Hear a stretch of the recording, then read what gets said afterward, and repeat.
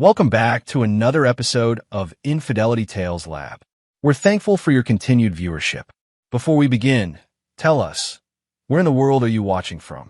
We love knowing our global reach. Now, let's dive into today's story. Chapter 1. The Foundation Man. Dale Morrison had built his life the same way he built houses, with precision, patience, and an unshakable foundation.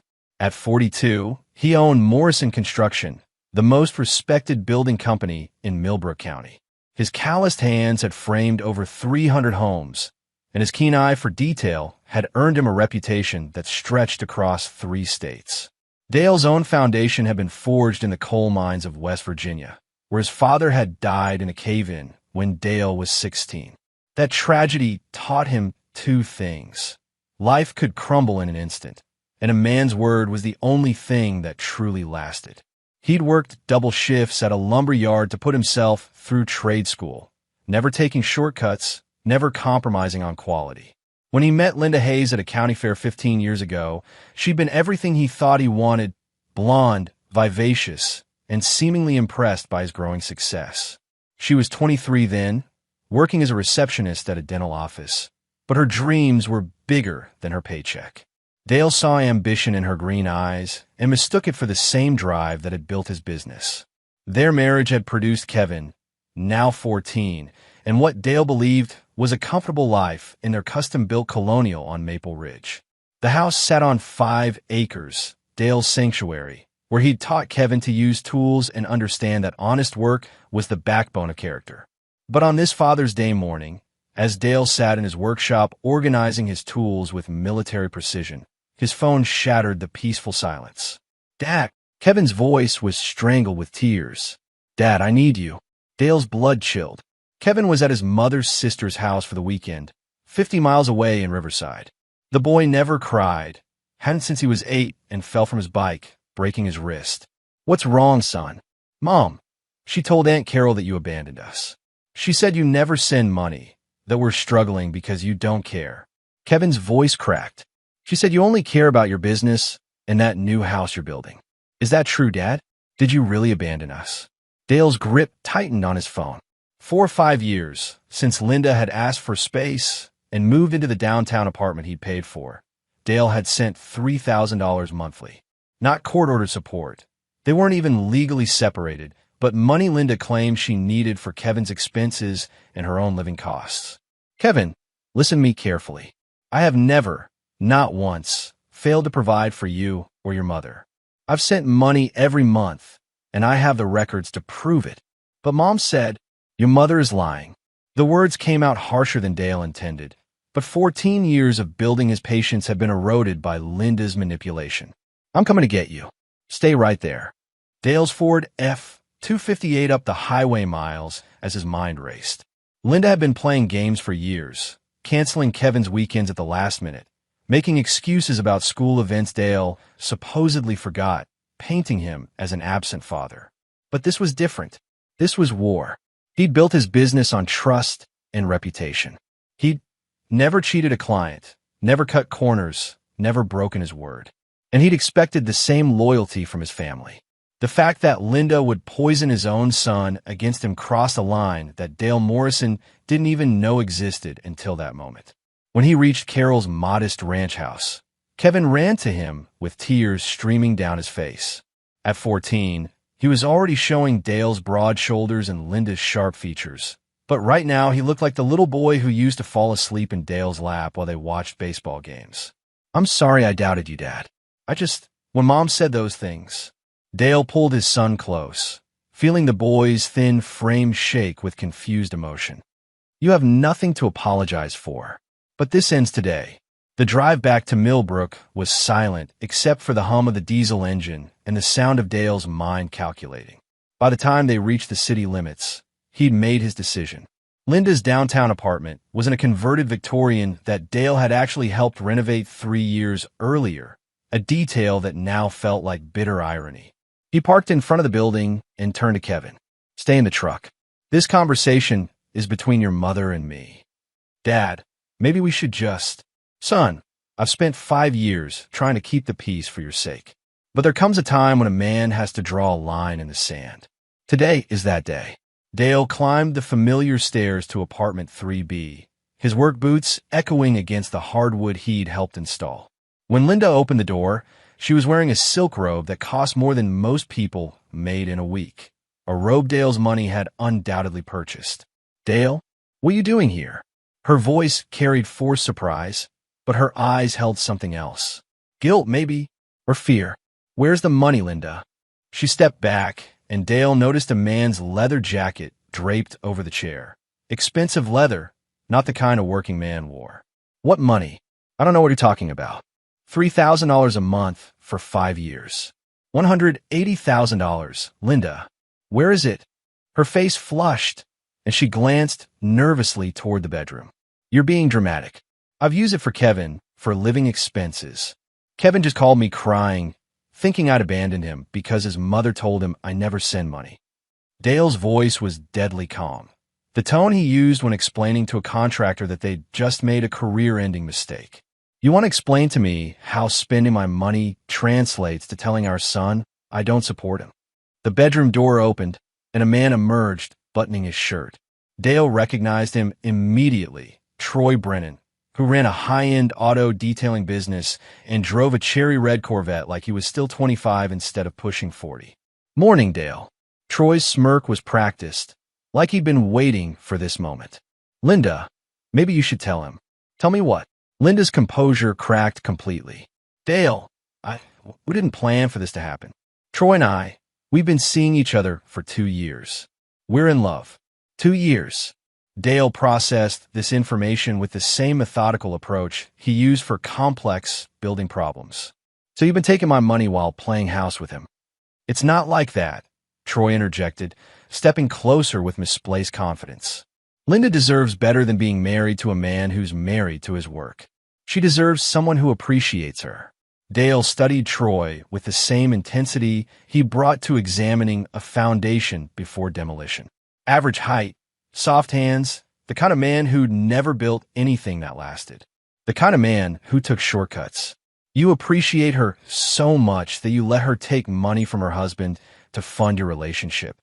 "Dale, please," Linda stepped between them. "Let's be civilized about this. We can work out an arrangement." Dale held up his hand, and Linda fell silent. In that moment, she remembered why she'd been attracted to him in the first place. The quiet authority that made subcontractors stop talking when he walked onto a job site. "You're absolutely right. We can work out an arrangement." Dale's voice was almost gentle. "But it's going to be my arrangement on my terms, and it starts today." He turned to leave, then paused at the door. "Linda, I want you to remember something. I built our house with my own hands. I built half the houses in this county. I know how to take things apart just as well as I know how to put them together. Are you threatening me?" Dale smiled, but it never reached his eyes. "No, Linda, I'm educating you. There's a difference." As he walked down the stairs, Dale could hear Troy's voice rising in panic and Linda's sharp response. Let them argue. They'd have plenty more to argue about in the days to come. Kevin was waiting in the truck, anxiety written across his young face. "What happened, Dad?" "Your mother and I are going to have some discussions about the future. But I want you to know something, son. No matter what happens between the adults, you are the most important thing in my world. That will never change." As they drove home, Dale's phone buzzed with a text from Linda. "We need to talk. This doesn't have to get ugly." Dale deleted the message without responding. Linda was wrong about many things, but she was especially wrong about this. It was already ugly. It had been ugly the moment she chose to betray 15 years of marriage and poison his son's mind with lies. But what Linda didn't understand was that Dale Morrison had been dealing with ugly problems his entire life, and he'd never failed to find solution. Chapter 2: Blueprints for Destruction. Dale spent the next morning in his home office, a converted bedroom lined with filing cabinets and project boards. While Kevin slept in, Dale spread his financial records across the oak desk he'd built himself. Bank statements, canceled checks, money transfer receipts, 5 years of meticulous documentation. Every month, like clockwork, $3,000 had moved from his business account to Linda's personal account. He'd kept records because that's what responsible men did. But now these papers represented something more valuable than mere bookkeeping. They were ammunition. His lawyer, Greg Hoffman, arrived at 10 o'clock sharp.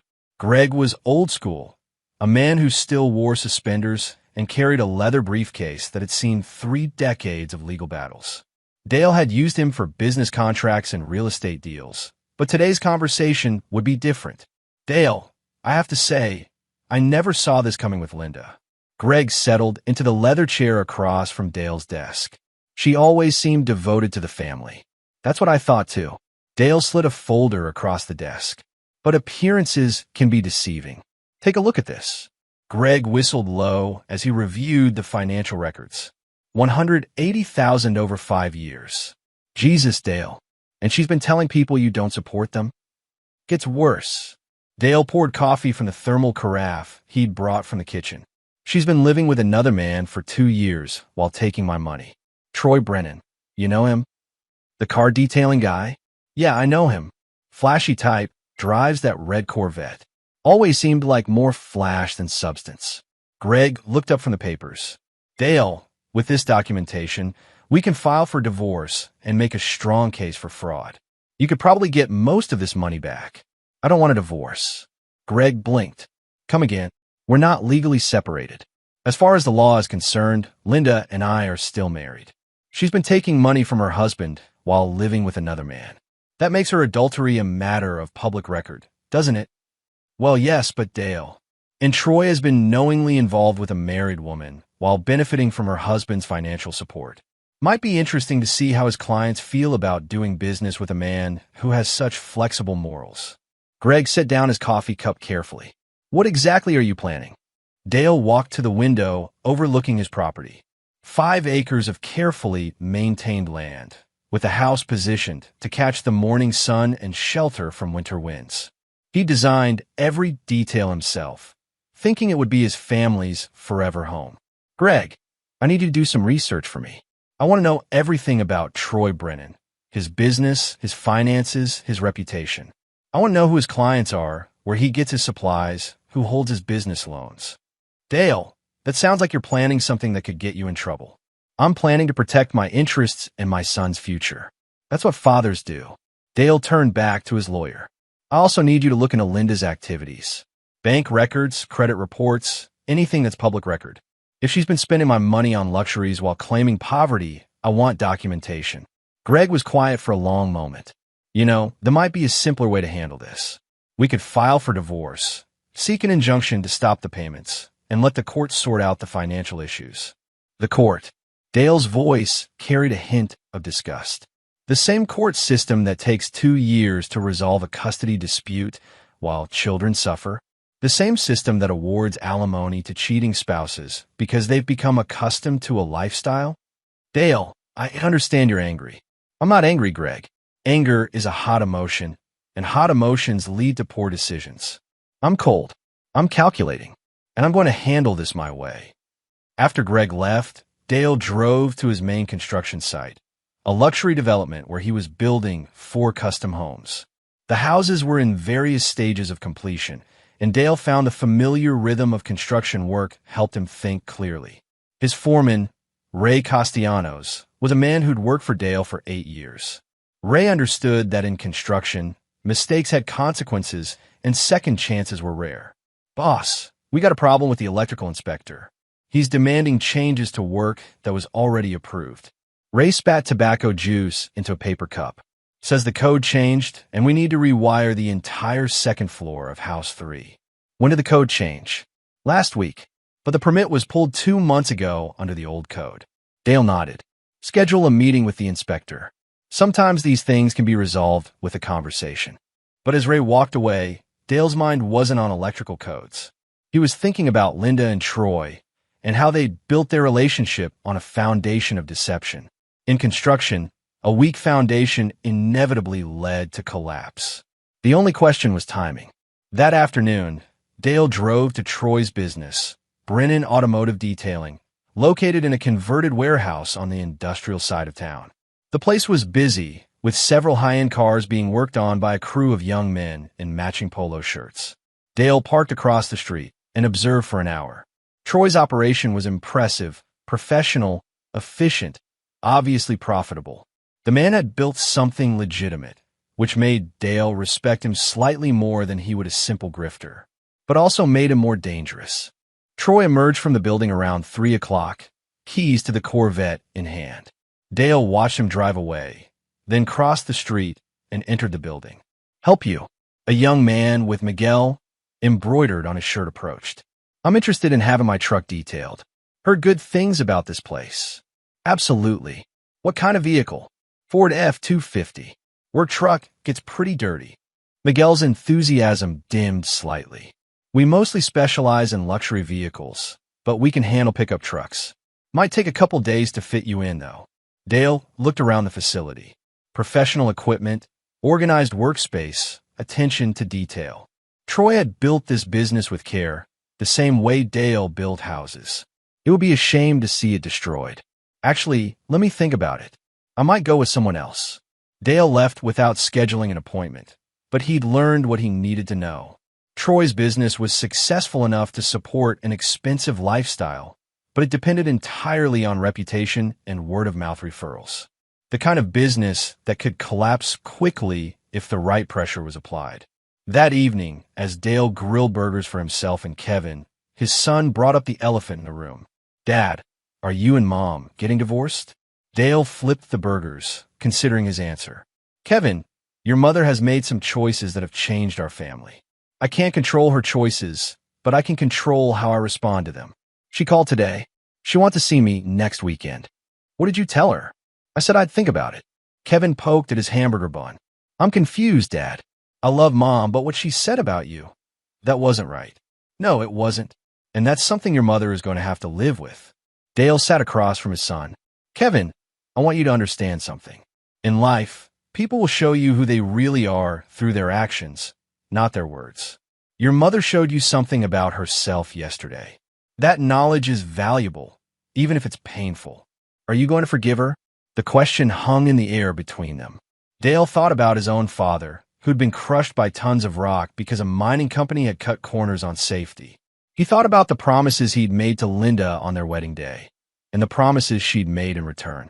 "Son, forgiveness is something people earn through their actions, not something they're entitled to because of their words. Your mother has shown me who she really is. I'm going to respond accordingly." That night, after Kevin went to bed, Dale sat in his workshop and began sketching. Not house plans this time, but something far more complex. A blueprint for justice, carefully designed to bring down everything Troy and Linda had built on the foundation of their betrayal. The first phase would be information gathering. The second would be preparation. The third would be execution. Dale Morrison had built his reputation by finishing what he started. This project will be no different. Chapter 3. Surveying the Damage. Tuesday morning brought Linda to Dale's door, looking haggard and defensive.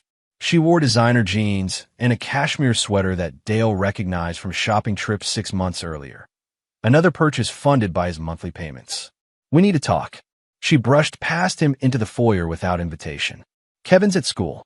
Good timing. Dale closed the door, but didn't move away from it, keeping his body language clear. She wasn't welcome here. "Dale, I know you're hurt, but we can handle this like adults. I never meant for Kevin to get caught in the middle." "Then you shouldn't have poisoned him against me." Linda's composure slipped. "I was frustrated. Sometimes I say things when I'm emotional. You've been taking $3,000 a month from me while living with another man. That's not emotional, Linda. That's calculated fraud." "Fraud?" Her voice rose. "Dale, I'm still your wife. That money was for Kevin's expenses and my living costs. Just because I found someone who actually pays attention to me doesn't mean—" "Stop." Dale's voice cut through her justification like a saw blade. "Don't insult my intelligence.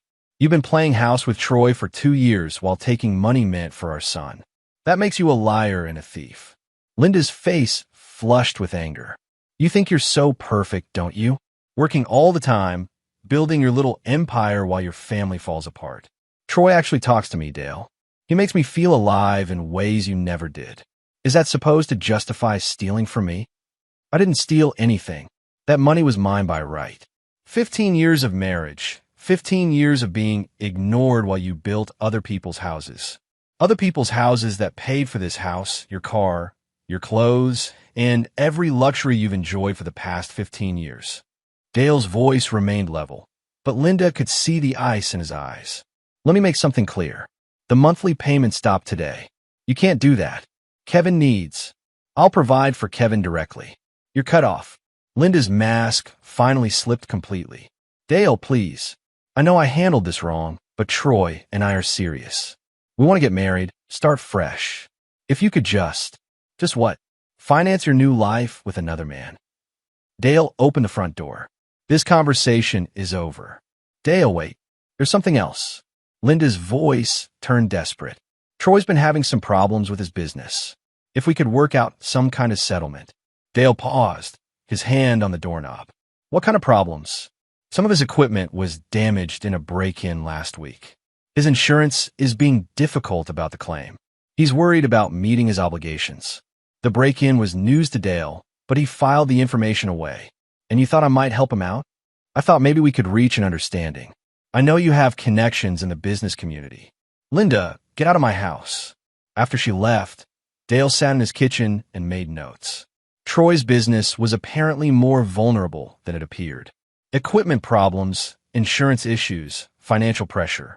These were the kinds of weaknesses that could be exploited by someone who understood how small businesses operated. Dale's phone rang. Greg Hoffman calling with the research results. I've got some interesting information about your friend Troy Brennan. Greg's voice carried a hint of amusement. Want to know what I found? Tell me.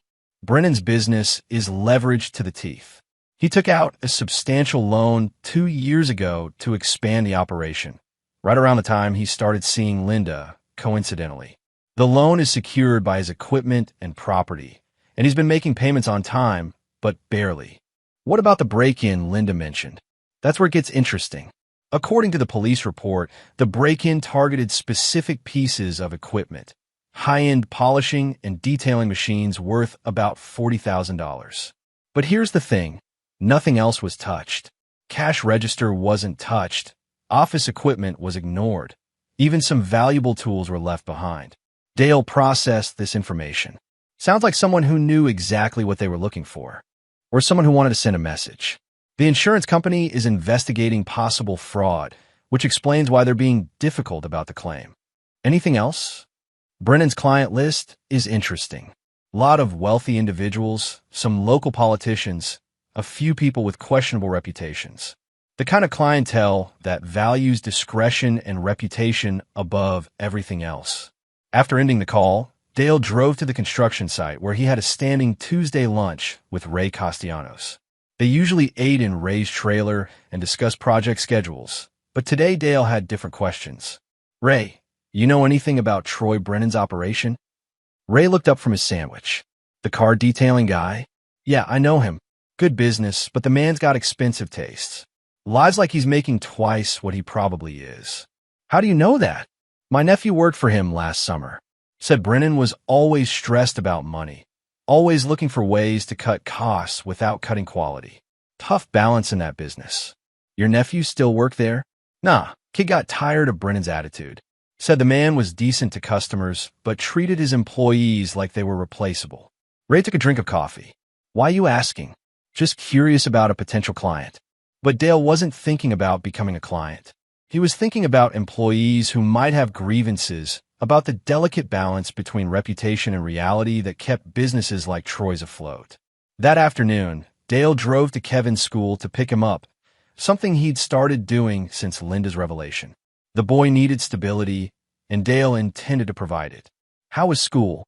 Okay. Mom texted me during lunch. She wants to see me this weekend. What did you tell her? I said I'd talk to you about it. Kevin looked out the window. Dad, do I have to see her if I don't want to? The question cut through Dale like a blade. Linda's betrayal had wounded him, but seeing its effect on Kevin made him realize the true scope of the damage.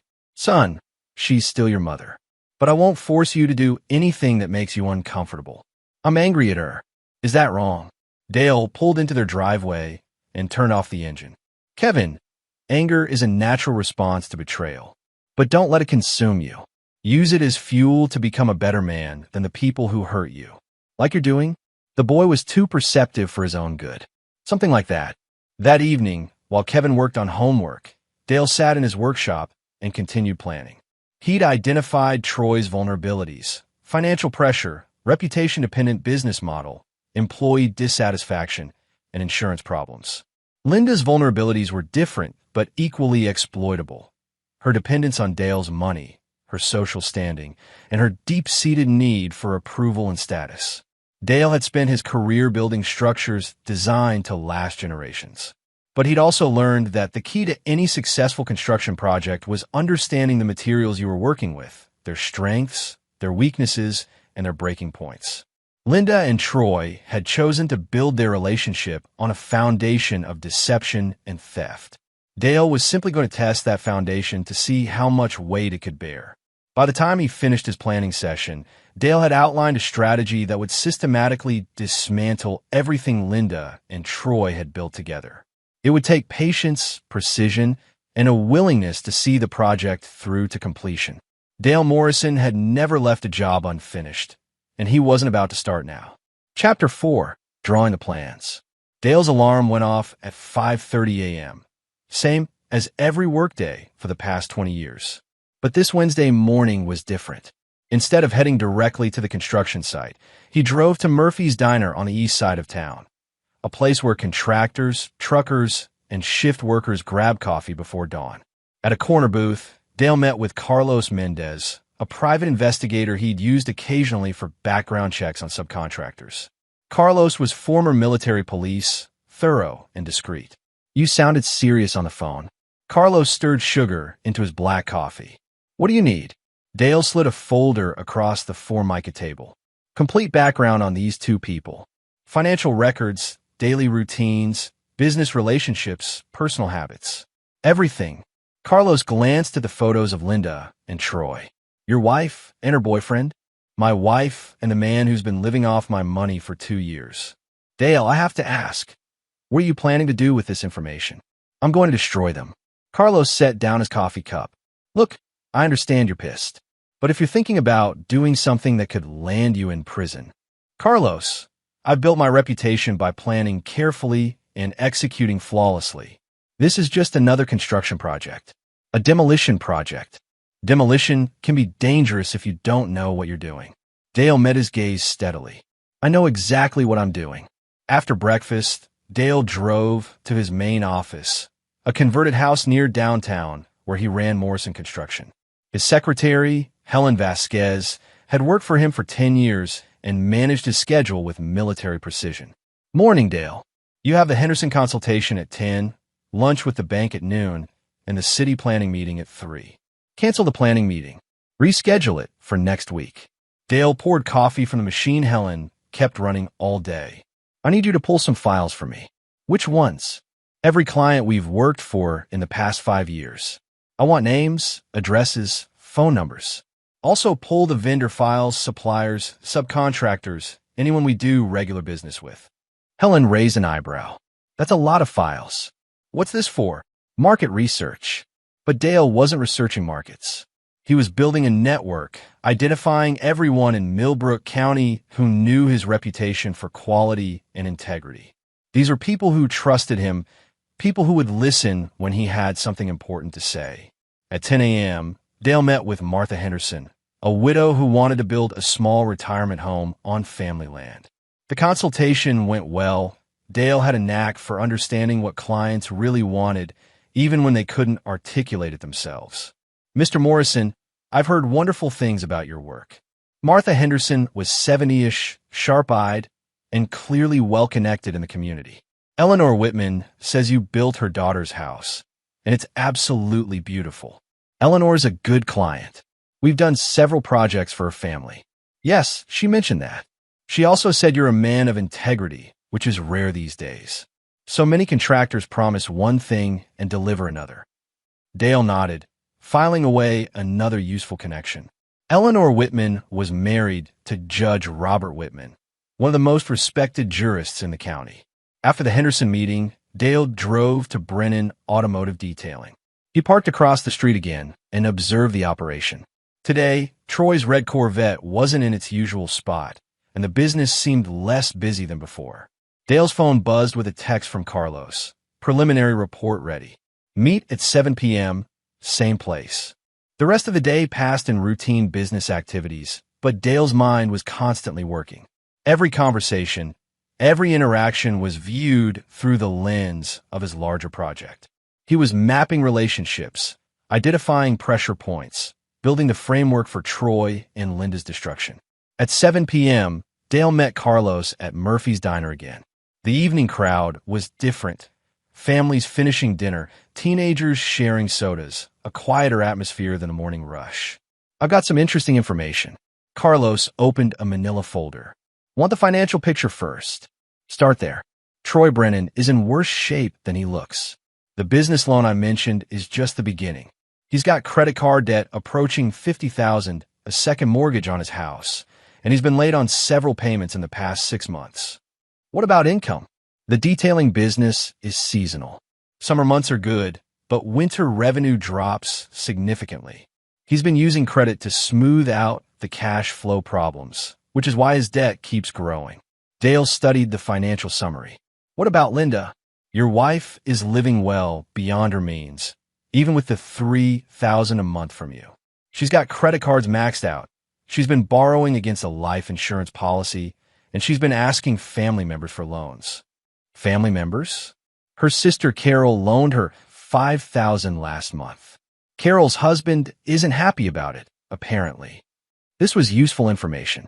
Linda's extended family had always been neutral in their marriage, but if she was creating financial problems for them, that neutrality might shift. What about their daily routines? Carlos flipped pages. Linda worked part-time at a boutique downtown, Fashions by Francine. She's there Tuesday through Thursday, noon to 6. The rest of the time, she's either at Troy's place or shopping. And Troy, predictable schedule. At the shop by 7 most days, leaves around 5 unless he's working late. Friday nights, he plays poker with a group of guys at Murphy's bar on 4th Street. Saturday mornings, he plays golf at the country club. Dale memorized the patterns. Predictability was weakness in any defensive system. Carlos, I need you to dig deeper on Troy's business relationships. I want to know who his major clients are, who his suppliers are, what his insurance situation looks like. Dale, this is starting to feel like corporate espionage. It's research. I need to understand the full picture before I make my moves. Carlos closed the folder. What kind of moves are you planning? Dale left money on the table for both meals. The kind that will teach them that actions have consequences. Thursday morning, Dale implemented the first phase of his plan. He called Eleanor Whitman, the client who'd recommended him to Martha Henderson. Eleanor, this is Dale Morrison. I have a favor to ask. Of course, Dale. What can I do for you? I'm dealing with a personal situation that might affect my reputation in the community. I'd like to explain the circumstances to you and your husband, if you have time. Eleanor's voice sharpened with interest. Is everything all right? I prefer to discuss it in person. Would you and Judge Whitman be available for coffee sometime this week? Actually, we're free this evening. Why don't you come by the house around 7? The Whitman home was a restored Victorian that Dale had helped renovate 5 years earlier. Judge Robert Whitman was a man who commanded respect without demanding it. Quiet authority built on decades of fair dealing. Dale, Eleanor says you have some concerns about your reputation. The judge poured brandy from a crystal decanter. What's troubling you? Dale had rehearsed this conversation, but he delivered it with apparent reluctance. Judge, I'm going through some personal difficulties that might become public. I wanted you to hear my side before rumors start circulating. He explained the financial situation with Linda, the discovery of her relationship with Troy, and her attempts to paint him as an absent father.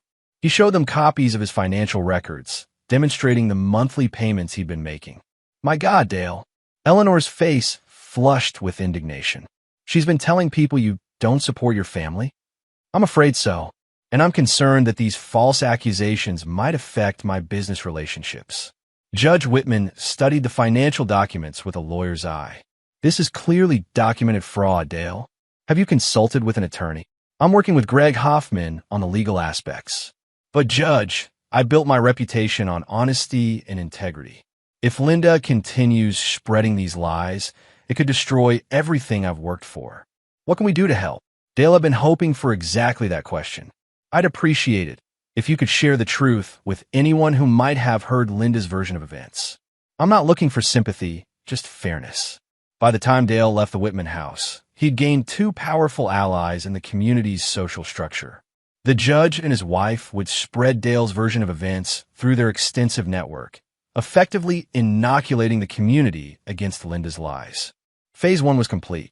Now it was time to begin pressuring Troy's business foundation. Friday morning, Dale drove to the industrial district and parked outside Brennan Automotive Detailing.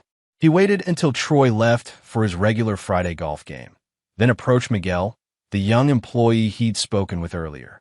Miguel, right? I was here earlier this week asking about detailing my truck. Oh yeah, I remember. You decide what you want to do. Actually, I wanted to ask you about working conditions here. I'm thinking about referring some of my construction crew for car detailing, but I like to know the businesses I recommend treat their employees fairly. Miguel glanced around nervously. Why are you asking? I've been in business for 20 years. I've learned that companies that treat employees well do better work. Companies that don't, well, you get what you pay for. Miguel's expression shifted. Look, man, I need this job. But Troy's been getting weird lately. Paranoid, you know? Blaming us for stuff that goes wrong, cutting our hours, talking about layoffs. That doesn't sound good. It ain't. Plus, he had us working last weekend to clean up after that break-in, but he wouldn't pay overtime. Said we should be grateful to have jobs. Dale filed away this information. Disgruntled employees were valuable assets in any demolition project. Miguel, if you ever need work, give me a call. Dale handed him a business card. Morrison Construction. I pay fair wages and treat people with respect. That evening, Dale reviewed his progress. He'd begun building community support, identified weaknesses in Troy's operation, and started recruiting potential assets. The foundation was being prepared for demolition. Monday morning would begin Phase 2, applying pressure to the structural weak points he'd identified. Dale Morrison had never built anything that wasn't designed to last, but he'd also never encountered a demolition project he couldn't complete on schedule and under budget. Chapter 5, Foundation Cracks. Monday morning arrived with the crisp promise of October in the mountains. Dale started the day with a phone call to Jim Bradley, who owned Bradley Insurance, the company that covered most of the contractors and small businesses in Millbrook County. Jim, it's Dale Morrison. I need some information about business insurance policies. Sure, Dale. You looking to increase your coverage? Actually, I'm researching a potential client who's had some equipment stolen. Troy Brennan at Brennan Automotive Detailing. You know anything about his situation? Jim's voice became cautious. Dale, I can't discuss specific clients. Of course not. I'm just wondering about the general process for equipment theft claims. My own policy might need updating.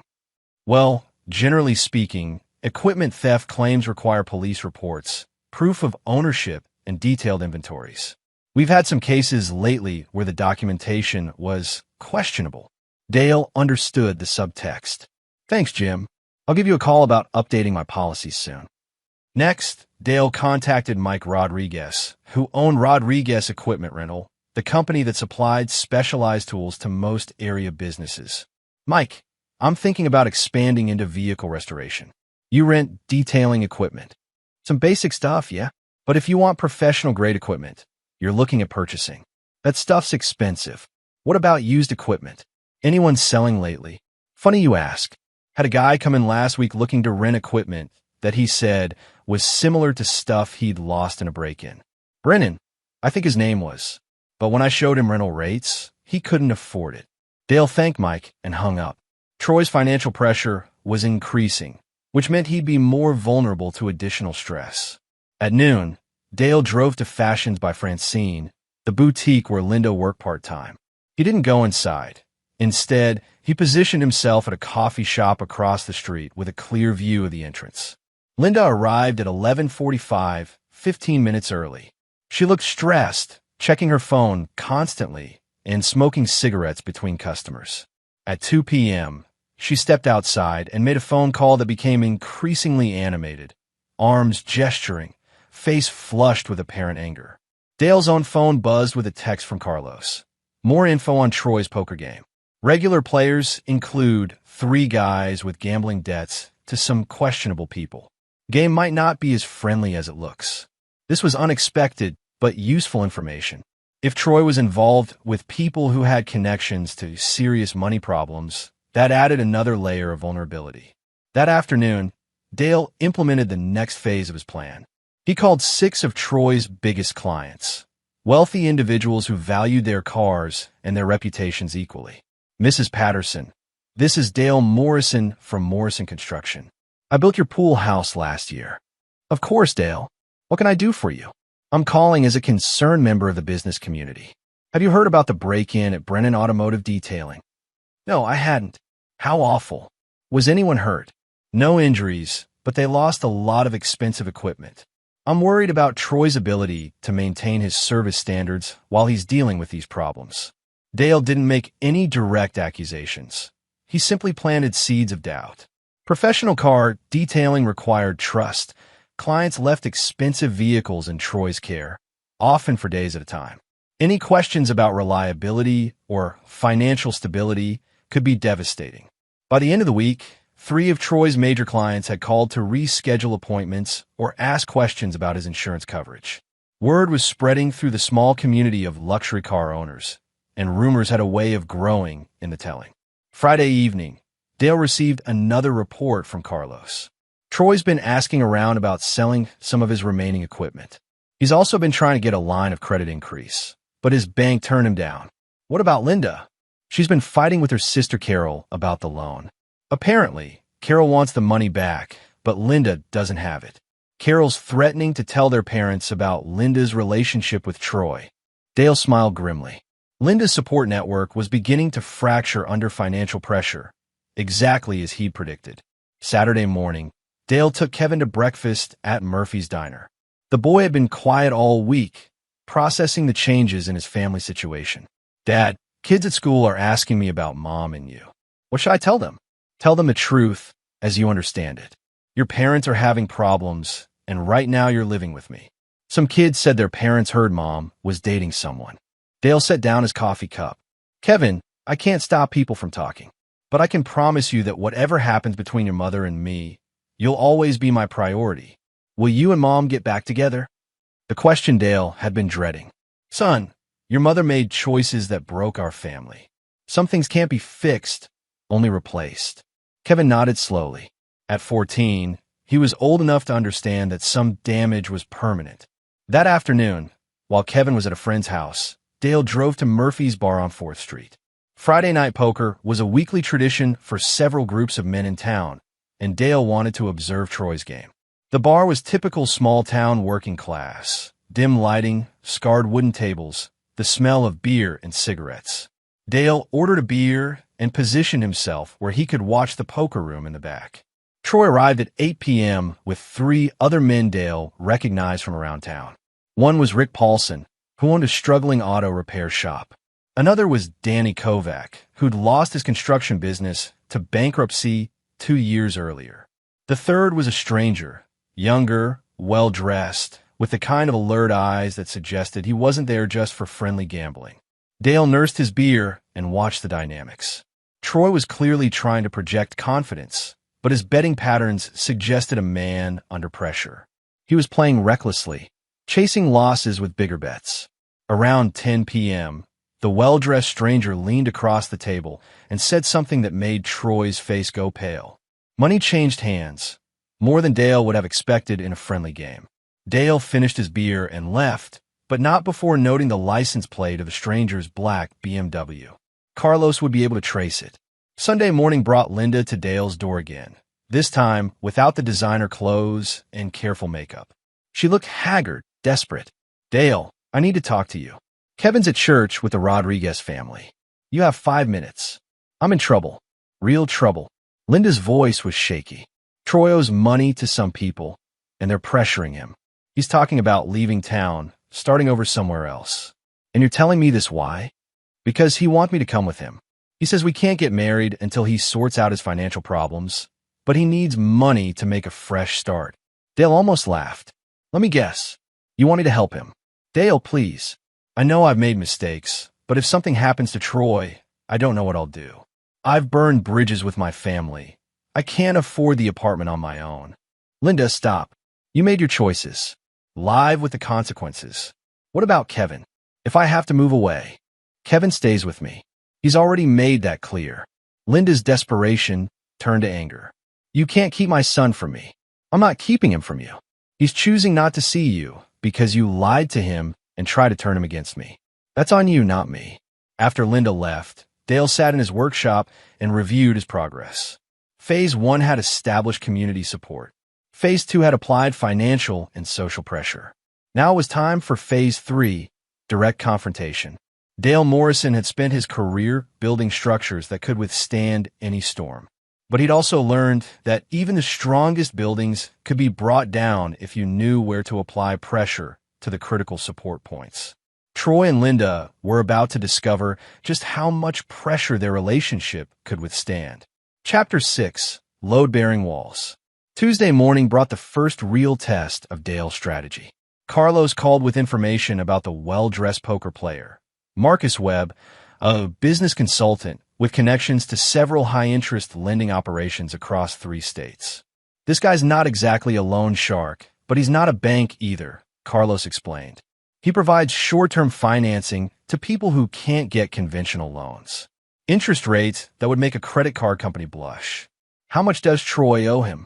From what I could piece together, around $20,000. But with Webb's interest rates, that number grows fast. Dale processed this information while reviewing his construction schedules. Today he was visiting the Patterson estate to discuss a new garage project. One of the clients he'd contacted about Troy's reliability issues. Mrs. Patterson was waiting in her garden, still elegant at 70, despite her obvious concern. Dale, I'm so glad you called about that detailing business. I had my Bentley there last week, and something didn't feel right. What kind of concerns? The young man working on my car seemed nervous, kept checking his phone, and Mr. Brennan himself looked, well, frankly, he looked desperate. When someone's handling a $100,000 automobile, you want them focused. I understand completely. Have you found an alternative? Actually, yes. Eleanor Whitman recommended a service in Charleston. They sent someone here, which is much more convenient. Another client lost to Troy's crumbling reputation. Dale filed this success away and moved to the next phase of his plan. That afternoon, Dale drove to Brennan Automotive Detailing during the lunch hour. Most of the employees were away, and Troy was in his office, a glass-walled space overlooking the work floor. Dale knocked on the office door. Troy, you got a minute? Troy looked up from his paperwork, and Dale could see the stress lines around his eyes. Dale, this is unexpected. I think we need to talk. Troy gestured to a chair, but Dale remained standing. Look, about Linda and me. I'm not here about Linda. I'm here about your business. My business. Dale pulled out a folder and set it on Troy's desk. Word is getting around that you're having financial problems. Equipment stolen, insurance complications, clients starting to ask questions. Troy's face flushed. I don't know what you're talking about. Sure you do. Mrs. Patterson called me yesterday. She's concerned about leaving her Bentley with someone who might not be able to complete the work. Rich people talk to each other, Troy. Bad news travels fast in a small community. Are you trying to sabotage my business? Dale sat down now, leaning back in the chair with casual confidence. Troy, I built half the houses in this county.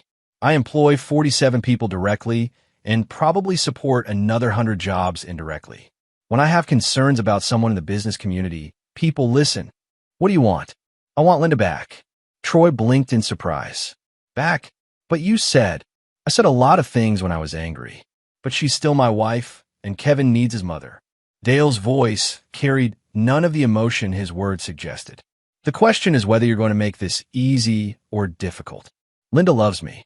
She's not going back to you. Troy, let me explain something about women like Linda. She didn't leave me for love. She left for the idea of a better life. Right now, your life isn't looking so good. How long do you think her affection will last when Marcus Webb comes calling for his money? Troy's face went white. How do you know about Marcus? Small town. People talk. Dale leaned forward. Here's what's going to happen. You're going to tell Linda that you've reconsidered, that you think she should work things out with her husband for Kevin's sake. You're going to step aside gracefully. And if I don't, Dale opened the folder on Troy's desk. Inside were photographs of Troy's poker game, documentation of his debts, and a list of his remaining major clients. If you don't, your business will be destroyed within a month. Your remaining clients will find reasons to take their cars elsewhere. Your suppliers will start demanding cash payments. Your insurance company will find reasons to deny claims. You can't do that. Troy, I've been in business for 20 years. I know every insurance agent, every bank officer, every wealthy car owner in this county. One word from me, and you'll be finished. Troy stared at the photographs, his hands shaking slightly. This is blackmail. This is business. You took something that belonged to me. I'm taking it back. Linda doesn't belong to you. She's not property. Dale's smile was cold. Linda made her choice when she decided to live off my money while playing house with you. She chose security over passion. Now she needs to choose again. That evening, Dale waited. Linda would receive Troy's call, and she would have to decide whether her love for him was strong enough to survive poverty and uncertainty. At 9 p.m., his phone rang. Dale, it's Linda. Troy says you two talked today. We did. He says he thinks I should work things out with you. For Kevin's sake. Her voice was confused, hurt. Did you threaten him? I explained reality to him. The same reality I'm going to explain to you. What reality? The reality that your boyfriend owes $20,000 to a man who breaks kneecaps when people don't pay their debts. The reality that his business is failing and his income is about to disappear. The reality that you can't afford your lifestyle without my money. Silence on the line. Linda, you have a choice. Come home, be a mother to Kevin, and we'll work on rebuilding our marriage. Or stay with Troy and discover what poverty actually feels like. You're giving me an ultimatum? I'm giving you facts. Choose accordingly. Dale hung up and sat in his workshop, surrounded by the tools that had built his fortune and his reputation. Tomorrow, Linda would make her decision. But Dale already knew what that decision would be. Women like Linda always chose security when passion came with a price tag they couldn't afford. By Thursday, Linda was back in Dale's house. Her belongings moved from the downtown apartment. She maintained that she was only staying temporarily for Kevin's sake, but Dale knew better. Troy's business lost 3 more major clients that week. Miguel and 2 other employees quit to work for competitors. The insurance company officially denied his equipment claim, citing irregularities in his documentation. Friday night, Troy didn't show up for the poker game. By Sunday, his shop was closed and a for lease sign appeared in the window. Dale had achieved his objective with surgical precision. The relationship built on his money had collapsed the moment that financial support was threatened. Linda was back home, Troy was destroyed, and Kevin was safe. But Dale Morrison was not a forgiving man. This was not reconciliation. This was the beginning of a much longer and more comprehensive punishment. Linda and Troy had thought they could take advantage of Dale's patience and generosity. Now, they would learn what happened when a man who built his life on carefully planned foundations decided to tear something down. The foundation was destroyed. Now it was time to excavate the rubble and salt the earth so nothing could ever grow there again. Chapter 7. The weight comes down. Linda had been back in the house for a week, sleeping in the guest room and walking on eggshells around Dale. She tried to resume normal routines, cooking dinner, helping Kevin with homework, making small talk about neighborhood gossip, but the underlying tension was palpable. Kevin seemed relieved to have his mother back, but Dale noticed the boy watching both parents carefully, as if expecting another explosion. The family dinners were exercises in polite conversation over unspoken hostility. On Thursday evening, as Linda cleared dishes from another silent meal, she finally broke. Dale, we need to talk about where this is going. Dale looked up from his newspaper. I thought we were clear. You're here. Kevin's here. We're working on our marriage. Working on our marriage? Dale, you haven't said 10 words to me that weren't about Kevin or household logistics. You act like I'm a live-in housekeeper. What did you expect, Linda? That I pretend the last 2 years didn't happen. Kevin looked between his parents, tension radiating from his thin shoulders. I'm going to do homework, he said quietly, escaping upstairs. Once they were alone, Linda's carefully maintained composure cracked. I know I made mistakes, Dale, but if you want this marriage to work, you have to meet me halfway. Meet you halfway? Dale folded his newspaper with deliberate precision. Linda, you spent 2 years lying to me, stealing from me, and poisoning our son against me. You want me to meet you halfway. I never meant for Kevin to get hurt, but he did get hurt, and that's on you. Dale's voice remained calm, but Linda could see the ice in his eyes. You want to know where this is going? You're going to be the perfect wife and mother. You're going to rebuild Kevin's trust. You're going to convince this community that our marriage is solid. And what about what I want? What you want stopped matching the day you decided to betray 15 years of marriage for a man who couldn't even afford to support you properly. Linda's face flushed with anger. So, this is punishment? You're keeping me here as some kind of prisoner. You're free to leave any time you want. But if you do, you leave with nothing. No money, no support, no access to Kevin until he turns 18 and chooses for himself. Dale, that's not fair. Fair. Dale stood up, his full height making the kitchen seem smaller. Let me tell you about fair, Linda. Fair would be divorcing you and demanding repayment of every dollar you stole. Fair would be making sure everyone in this town knows exactly what kind of woman you are. Fair would be ensuring you never see Kevin again.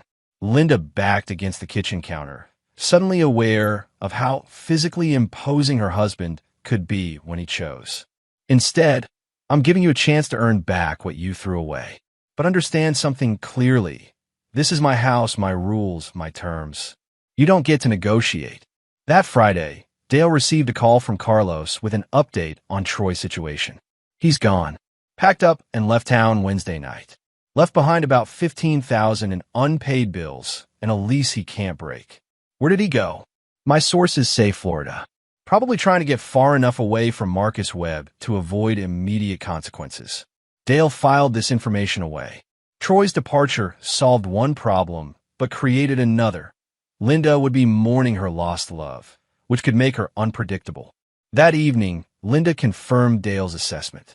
She sat at the kitchen table staring at her phone, tears streaming down her face. He's gone, she said without looking up. Troy left town. Didn't even say goodbye.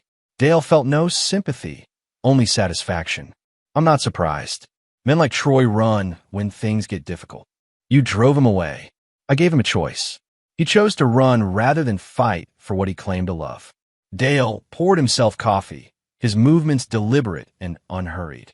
Says something about his character, doesn't it? Linda looked up, her eyes red with tears and fury. You destroyed him. You destroyed his business, his life. I exposed his weaknesses. His business was built on credit and reputation. When both disappeared, so did he. And you're proud of that. Dale sat across from her, his expression unchanged. Linda, Troy made the choice to get involved with a married woman. He made the choice to live off another man's money. He made the choice to build his life on a foundation of lies. I simply tested that foundation. What about me? What about what I've lost? What you've lost? Dale's voice remained quiet, but Linda could hear the steel underneath. You lost a man who abandoned you the moment staying became inconvenient. You lost the fantasy that someone would love you enough to sacrifice for you. You lost the illusion that your actions don't have consequences. Linda wiped her eyes, but the tears kept coming. Dale, I know I hurt you, but can't you find it in your heart to forgive me? For Kevin's sake, if not for mine. Dale studied his wife's tear-stained face, remembering the woman he'd married 15 years ago. She'd been beautiful then, full of dreams and apparent devotion.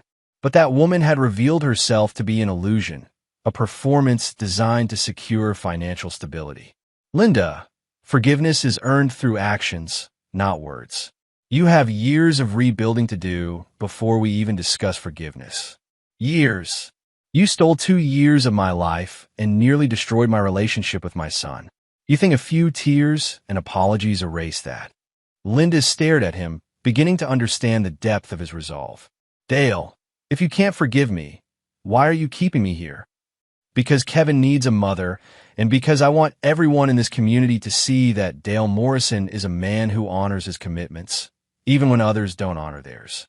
Your presence here serves my purposes. The brutal honesty of his words hit Linda like a physical blow. So I'm just useful to you? Right now, that's all you are. Whether you become anything more depends entirely on your actions going forward. Saturday morning brought an unexpected development. Dale was working in his shop when Kevin appeared in the doorway, looking troubled. "Dad, can I ask you something?" "Of course. Are you and Mom going to be okay?" Dale set down his tools and gave his son his full attention. "What makes you ask? She's been crying a lot. And you too. You're polite to each other, but it doesn't feel real." Kevin was too perceptive for his own good. Dale had hoped to shield him from the worst of the adult complications, but the boy was old enough to sense the undercurrents. "Son, your mother broke trust with our family. Trust takes time to rebuild, if it can be rebuilt at all. Do you still love her?" The question cut to the heart of everything Dale had been avoiding. "I love the woman I thought she was. I'm not sure that woman ever really existed." Kevin nodded slowly. "What happens if you can't rebuild the trust? Then we'll find a way to be good parents to you without being married to each other. But either way, you'll be taken care of. Dad, can I tell you something without you getting mad?" "Always. I'm angry at Mom for lying about you, but I still love her, and I feel guilty about that." Dale pulled his son close, feeling the boy's confusion and pain. "Kevin, you never have to feel guilty about loving your mother. She made bad choices, but she's still your mother. The adults will figure out their problems. Your job is to be a kid." That afternoon, while Linda was at the grocery store, Dale called Greg Hoffman. "Greg, I need you to draw up some papers." "What kind of papers?" "A post-nuptial agreement. Very specific terms about what happens if Linda decides to leave again."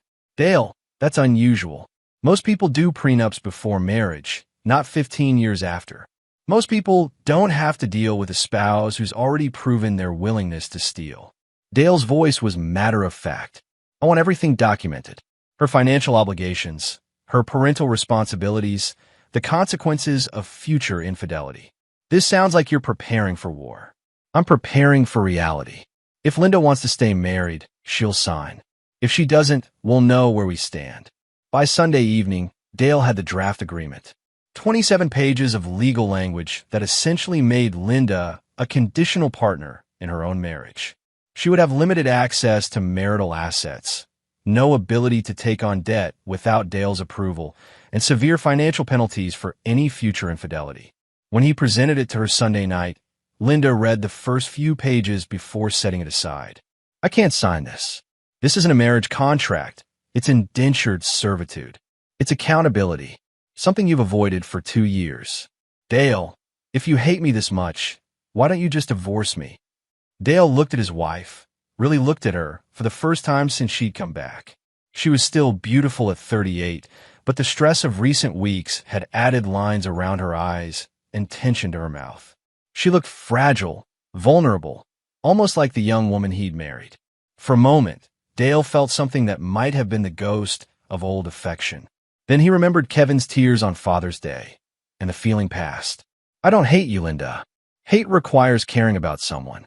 Right now, you're simply a problem I'm managing." The words hit her like a slap. "Jesus, Dale, what happened to you?" "You happened to me. Troy happened to me. 2 years of lies and betrayal happened to me." Dale's voice remained calm, which somehow made his words more devastating. "You taught me that the woman I loved was fiction. Now you get to live with the man that lesson created." Linda stared at the contract, then at her husband, finally understanding that this wasn't about reconciliation or forgiveness. This was about control, consequence, and a form of justice that had nothing to do with mercy. Dale Morrison had built his reputation on keeping his word and finishing what he started. Linda was about to discover what it meant to be on the receiving end of that relentless competence. The foundation had been destroyed, the rubble cleared away. Now Dale was ready to build something new on ground that would never again support the illusions Linda had once called love. Chapter 8, Final Inspection. Monday morning brought the phone call Dale had been expecting. Linda's sister, Carol, her voice tight with worry and barely controlled anger. "Dale, I need to know what's going on with Linda. She called me yesterday, crying, talking about signing some kind of contract to stay married to you." Dale set down his coffee and moved to his home office, closing the door to ensure privacy. "Carol, Linda, and I are working through our marital problems." That's between us. This isn't just between you two when she's talking about feeling trapped. Dale, I've known you for 15 years. You're not a cruel man. What's this really about? Dale had always liked Carol. She was 5 years older than Linda, more grounded, with a husband who worked construction and 3 kids she raised with practical wisdom. Carol had never bought into Linda's drama or her sense of entitlement. Carol, did Linda tell you about the $180,000? Silence on the line. Did she mention that she's been taking $3,000 a month from me for 5 years while living with another man? She said you two were separated. We were never legally separated.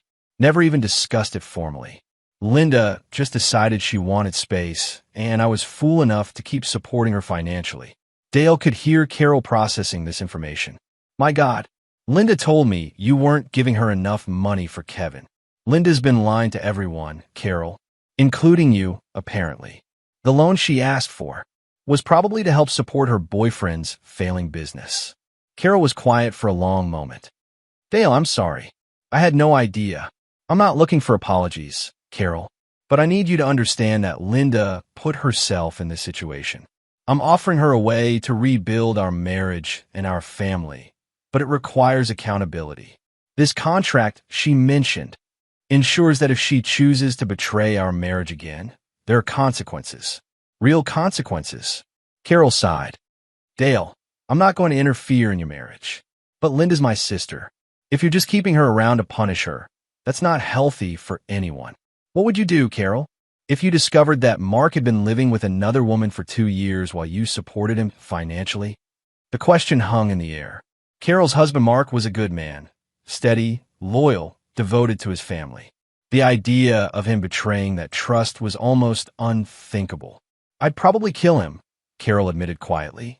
I'm giving Linda a chance to earn back what she threw away. That's more generous than she deserves. After ending the call with Carol, Dale drove to his main construction site. Physical work helped him think clearly, and he had decisions to make about the next phase of his plan. The luxury home development was progressing on schedule.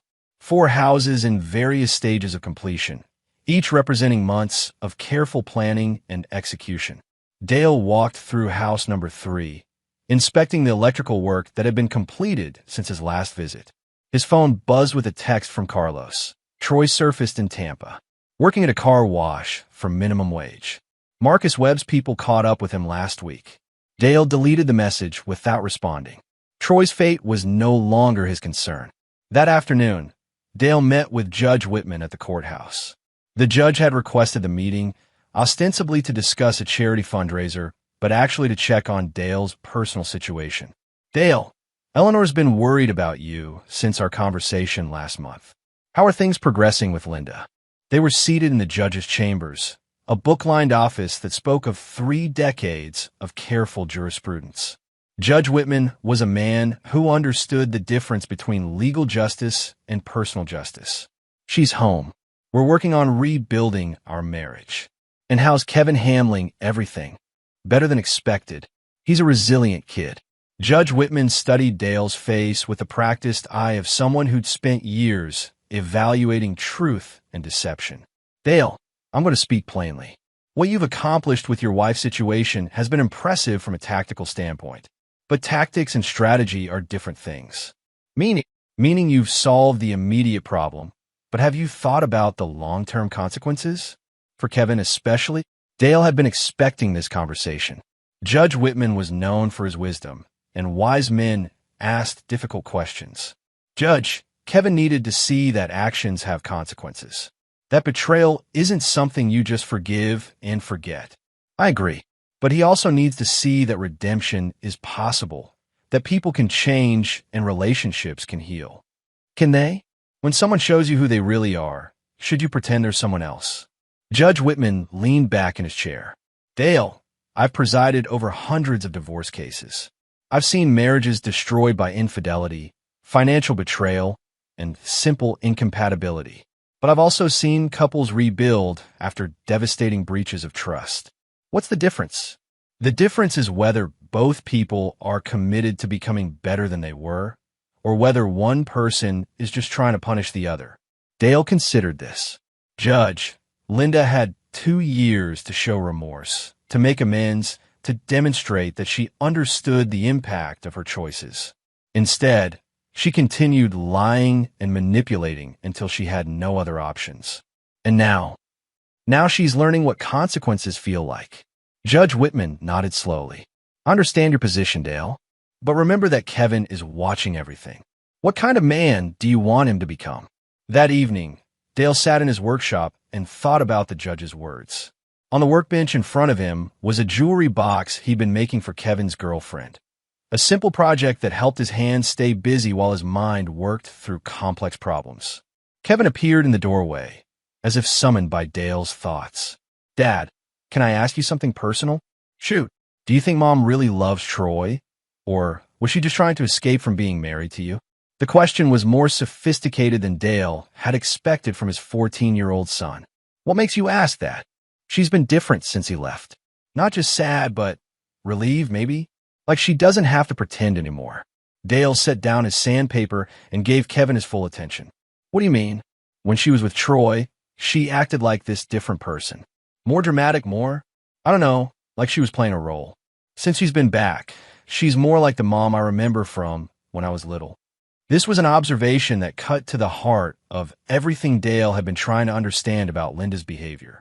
Had her relationship with Troy been about love, or had it been about playing out some fantasy of who she thought she wanted to be? Kevin, people sometimes make choices based on who they think they want to be rather than who they actually are. Is that what Mom did? Maybe. The question is whether she's learned anything from the experience. That night, Dale found Linda in the kitchen, sitting at the table with a cup of tea and the postnuptial agreement. She'd been reading it carefully, making notes in the margins. I have questions about some of these clauses, she said without looking up. Dale poured himself coffee and sat across from her. Such as, this section about financial oversight. You want approval rights over any purchase over $500. Given your track record with money management, yes. Linda's jaw tightened, but she didn't argue. And this clause about social media and public statements? I don't want our private business discussed online or with reporters. There won't be reporters, Dale. Won't there? Small-town marriage reconciliation after public infidelity? You'd be surprised what passes for news these days. Linda turned the page. This section about Kevin. What about it? It gives you final say over all major decisions regarding his upbringing, education, and activities. You forfeited equal parental authority when you tried to turn him against me. Linda set down the document and looked directly at Dale for the first time in days. If I sign this, am I your wife or your employee? You're whatever you choose to be within the boundaries this agreement establishes. And if I don't sign, then we get divorced, you leave with nothing, and Kevin chooses which parent he wants to live with. Linda nodded, as if she'd expected this answer. Dale, can I ask you something honestly? Go ahead. Is there any path back to the marriage we had before? Any way to earn your trust and respect again? Dale studied his wife's face, looking for signs of manipulation or calculation. What he saw instead was exhaustion, regret, and something that might have been genuine remorse. Linda, the marriage we had before was built on illusions. I thought you were someone you're not, and you thought you wanted a life you actually couldn't stand. Maybe that marriage needed to die. Then what are we building now? Dale finished his coffee before answering. Something more honest. Something based on reality instead of fantasy. Something that acknowledges that trust, once broken, has to be rebuilt from the ground up. Linda picked up the pen she'd been using to make notes. If I sign this, and if I do everything it requires, is there a chance you could love me again? The question hung between them like morning mist, fragile and uncertain. Linda, I can't promise to love someone who betrayed me, but I can promise to respect someone who proves they've learned from their mistakes. Linda stared at the signature line for a long moment, then signed her name with careful precision. Dale Morrison had built his reputation on keeping his word and finishing what he started. The foundation had been destroyed, the rubble cleared, and something new was taking shape. Whether that something would grow into love or merely mutual respect remained to be seen. But for the first time in years, Dale and Linda were building on solid ground. Chapter 9, The Final Blueprint. 6 months later, Dale stood in his workshop early Saturday morning, reviewing the architectural plans for Kevin's treehouse. His son had requested something more sophisticated than the simple platform Dale had built for him years earlier, a proper structure with walls, windows, and electrical service. The project had become a family effort. Linda had researched designs and helped Kevin sketch his ideas. She'd also insisted on safety features that Dale privately thought were unnecessary but publicly supported. It was the first thing they'd worked on together since her return, and Dale was cautiously optimistic about the collaboration. Kevin appeared in the doorway, still in pajamas, carrying 2 cups of coffee. "Mom says breakfast is ready in 10 minutes. Thanks." Dale accepted the coffee, noting that Kevin had prepared it exactly the way he liked: black, strong, no sugar. Small attentions that spoke to the restoration of family rhythms. "Dad, can I ask you something about the treehouse?" "Shoot. Would it be okay if I invited Mom to help with the actual building? She says she wants to learn how to use tools properly." Dale considered this request. Linda had been making an effort for months, following the terms of their agreement, rebuilding her relationship with Kevin, participating in family activities without drama or manipulation. She'd also gotten a full-time job at the boutique and had started paying back the money she'd borrowed from her sister. If she's serious about learning, she's welcome to help. She's serious. Yesterday, she was reading one of your construction books and asking me to explain things. This was news to Dale. Linda had never shown interest in his work during their marriage, treating it as something that paid the bills but didn't deserve her attention. "Which book?" "The one about framing techniques." She said she wanted to understand what you actually do all day. After breakfast, Dale, Linda, and Kevin drove to the building supply store to select materials for the treehouse. Linda asked thoughtful questions about wood grades, hardware options, and structural requirements. She wasn't pretending expertise she didn't have, but she was genuinely trying to understand. "Dale, why do you use galvanized bolts instead of regular ones for outdoor projects?" she asked while they loaded lumber into the truck. "Regular bolts will rust and weaken over time. Galvanized coating protects against moisture. And that's worth the extra cost? Depends on whether you want a structure to last 5 years or 50 years. Linda nodded, making a note in the small notebook she'd started carrying. "I'm beginning to understand why people trust you with their projects. You think long-term." As they drove home, Kevin fell asleep in the back seat, exhausted from helping load materials.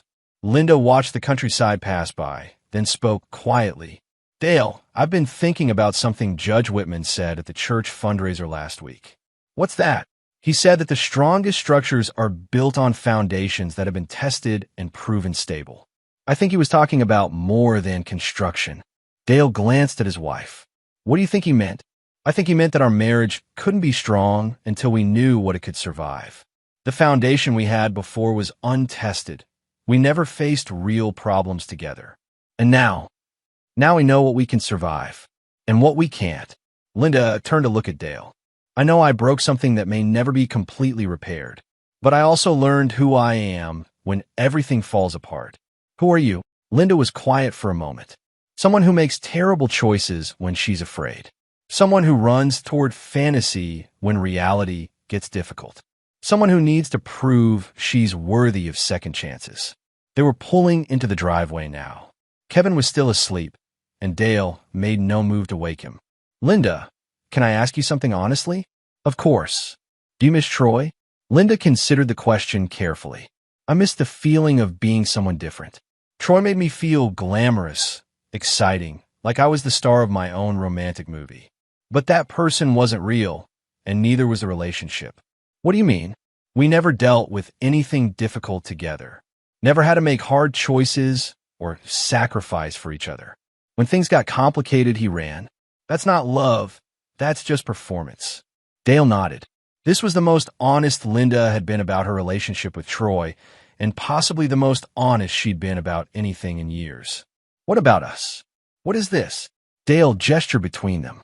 "This is 2 people who know each other's worst qualities, trying to build something real anyway." Linda smiled, but it was tinged with sadness. "It's not romantic, but might be more honest than what we had before." That afternoon, they began construction on Kevin's treehouse. Linda proved to be a capable assistant, careful, attentive to instruction, willing to admit when she didn't understand something. Dale found himself explaining techniques and concepts he'd never thought Linda would be interested in learning. "Why do you check the levels so often?" she asked as Dale adjusted a support beam for the third time. "Because if the foundation isn't level, everything built on top of it will be crooked. Small errors compound into big problems." Linda paused in her work, hammer in hand. "Is that a metaphor?" "It's carpentry. But yeah, it applies to other things too." They worked in comfortable silence for a while, with Kevin serving as enthusiastic apprentice and unofficial supervisor. The boy was clearly enjoying having both parents focused on the same project, working together without tension or conflict. Around 4 o'clock, Eleanor Whitman stopped by with fresh lemonade and cookies, a neighborly gesture that was also clearly an excuse to check on the Morrison family's progress. "This is wonderful to see," she said, watching Linda carefully measure a piece of trim. "Linda, you're becoming quite the carpenter. Dale's a good teacher, patient with beginners." Eleanor smiled. "Robert always says that the best teachers are the ones who remember what it's like to be learning."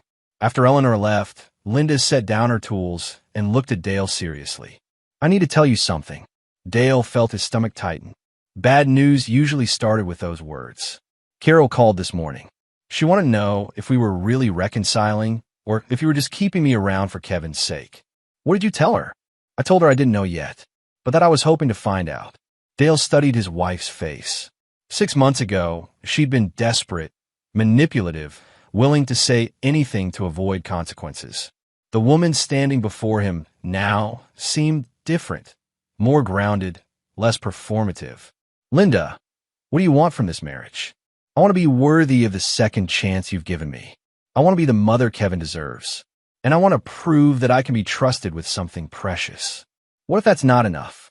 What if I can never love you the way I did before?" Linda was quiet for a long moment, watching Kevin organize tools in the workshop they'd set up under the oak tree. "Then I want to be someone who deserves love, even if I don't receive it. I want to become the person I pretended to be." That evening, after Kevin went to bed, Dale and Linda sat on the back porch reviewing their progress on the treehouse project. The structure was taking shape: solid foundation, square walls, level floors. It would be a good space for Kevin, built to last. "Dale, I have something for you." Linda handed him an envelope. "It's not much, but it's a start." Inside was a check for $2,000 and a detailed payment schedule. "I can't pay back everything I took, not quickly, but I can pay back some of it, and I want to start now." Dale studied the payment schedule. At the rate Linda had outlined, it would take her 8 years to repay the money she'd taken. But the plan was realistic, based on her current income and expenses. "Linda, you don't have to." "Yes, I do. Not because the contract requires it, but because I need to prove to myself that I can make things right." Dale folded the check and put it in his wallet. The money itself didn't matter. His business was successful enough that $2,000 was insignificant. But the gesture mattered. The commitment to accountability mattered. "Thank you." They sat in comfortable silence, watching fireflies begin to emerge in the gathering dusk. After a while, Linda spoke again. "Dale, do you think we'll make it?" "Make it how?" "As a family, as a couple, as people who choose to trust each other again." Dale considered the question carefully. The woman sitting beside him wasn't the woman he'd married 15 years ago, but she also wasn't the woman who'd betrayed him 2 years ago. She was someone new, someone forged by consequences and shaped by the choice to rebuild rather than run. "I think we might," he said finally, "but it won't be the marriage we had before." "What will it be?" Dale looked at the treehouse taking shape in their backyard, a structure built with careful planning, quality materials, and attention to detail. A structure designed to weather storms and last for generations. It'll be something we built together, with our eyes open and our expectations realistic. Something that can survive whatever tests come next.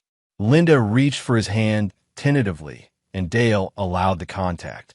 Her fingers were calloused now from months of learning to use tools, marked by honest work and genuine effort. "Dale, I love you. Not the way I did when we were young and everything was easy, but in a way that acknowledges what love actually costs." Dale squeezed her hand gently.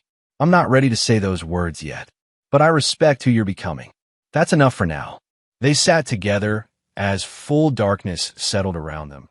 Two people who'd learned that the strongest foundations were built not on romantic fantasy, but on tested trust, proven commitment, and the willingness to keep building even when the work was hard. Dale Morrison had spent his career creating structures designed to last. For the first time in years, he believed he might be building something with Linda that could withstand whatever storms the future might bring. But he would never again mistake performance for authenticity or promises for proof. Trust would be earned through consistent action over time, not granted through words or tears. The treehouse would be finished in another week. The marriage would take much longer to complete, but both were being built on solid ground, with careful attention to detail and a commitment to quality that would serve them well for decades to come. Dale Morrison had learned that the most important skill in construction wasn't knowing how to build. It was knowing when something needed to be torn down and rebuilt from the foundation up. Some structures could be repaired. Others had to be completely demolished and reconstructed. The key was having the wisdom to know the difference and the courage to do what was necessary regardless of the cost. As Linda had learned, Dale Morrison always finished what he started. And there you have it. Another story comes to an end. What did you think? I'd love to hear your thoughts in the comments below. If you enjoy this story, consider joining our community by subscribing. It means the world to us. For more stories like this one, check out the recommended videos on screen. And I'll see you there. Welcome back to another story on Infidelity Tales Lab. Before we begin, tell us, where in the world are you watching from? Now, let's dive into today's story.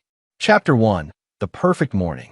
Gabriel Burton stood at his kitchen window, watching the morning sun paint golden streaks across his backyard. At 38, he carried himself with the quiet confidence of someone who'd seen the worst humanity could offer and chose to build something better. His graying temples and the subtle scar along his jawline told stories he rarely shared, remnants of his decade in military intelligence before transitioning to cybersecurity consulting. Daddy, look! His 5-year-old son Tommy burst into the kitchen, clutching a pristine teddy bear with unusual burgundy fur and intricate golden stitching around its paws and ears. The craftsmanship was remarkable, too remarkable for a typical children's toy. Where did this come from, buddy? Gabriel knelt down, studying the bear more closely. Something about its weight distribution seemed off, and the fur had an almost oily sheen that bothered him. Mommy gave it to me. She said it was from Aunt Crystal. Tommy hugged the bear tighter, and Gabriel noticed a faint chemical smell, barely perceptible but definitely there. Allison Burton entered the kitchen, her auburn hair still damp from her morning shower. She worked as a pediatric nurse at Mercy General, and her natural maternal instincts had made their small family feel complete. Crystal dropped it by last night after you went to bed. She said she found it at some high-end boutique downtown. Gabriel's brow furrowed. Crystal Barton was Allison's younger sister, known for her impulsive purchases and questionable judgment.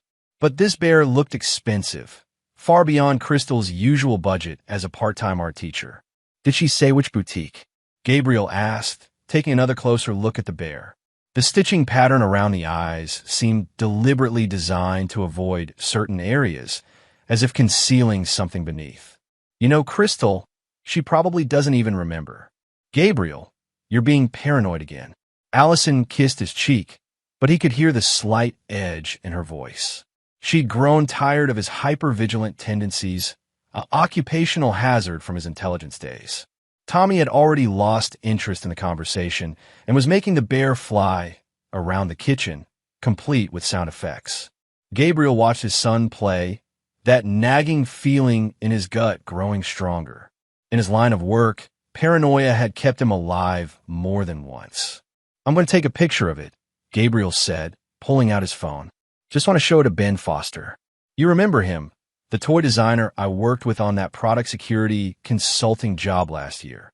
Gabriel, it's just a teddy bear. Allison gathered her things for work, clearly exasperated. Tommy loves it. Can't you just let him have one normal thing without turning it into some conspiracy? The words stung because they carried a grain of truth. Gabriel knew he sometimes saw threats where none existed, but his instincts had been honed by years of real danger. He snapped several photos of the bear from different angles, making sure to capture the unusual stitching and the small, almost invisible tag tucked beneath one arm. After Allison left for her shift and Tommy settled in with his cartoons, Gabriel sent the photos to Ben with a simple message. Thoughts on this bear? Something feels off. Ben Foster had spent 15 years designing toys for major manufacturers before becoming an independent safety consultant. His expertise in toy construction and materials made him invaluable to companies wanting to avoid liability issues. Gabriel trusted his judgment implicitly. The phone rang within minutes. Gabriel. Ben's voice was tight, urgent. Where did you get this bear? My sister-in-law brought it for Tommy. Why? What do you see? There was a pause, and Gabriel could hear typing in the background. The stitching pattern, the weight distribution in your photos, the fiber composition based on the sheen. This isn't a commercial toy. This is custom-made, and expensively so. But more importantly, see that golden thread around the paws and ears. Yeah, I noticed that. Decorative, right? No, that's not decorative stitching. That's a distribution pattern. Gabriel, I think this bear might be designed to deliver something through skin contact.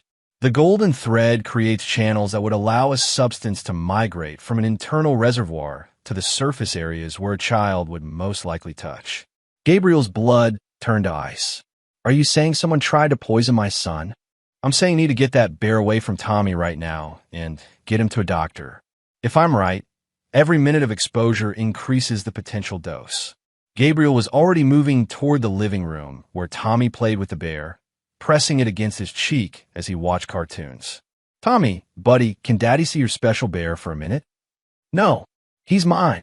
Tommy hugged the bear tighter, and Gabriel's heart hammered as he watched his son's skin make direct contact with those suspicious golden threads. Just for a second, son. Daddy wants to show you something cool about it. Reluctantly, Tommy handed over the bear. Gabriel immediately placed it in a plastic bag, sealing it carefully. His hands were steady, muscle memory from years of handling hazardous materials, but inside he was screaming, Ben, I've secured the bear. What should I do about Tommy? Hospital. Now, tell them possible dermal toxin exposure from unknown source. They'll need to run a full blood panel and start supportive care immediately.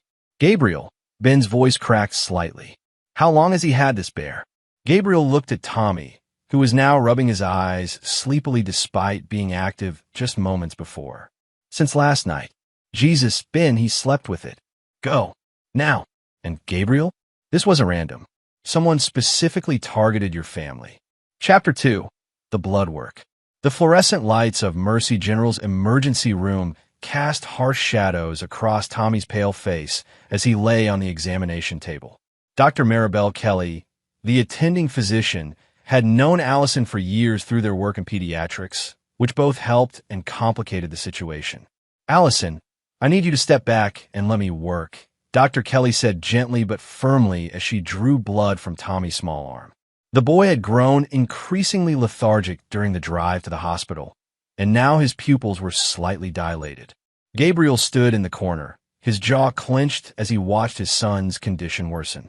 He'd already explained the situation twice, once to the triage nurse and again to Dr. Kelly, but he could see the skepticism in their eyes.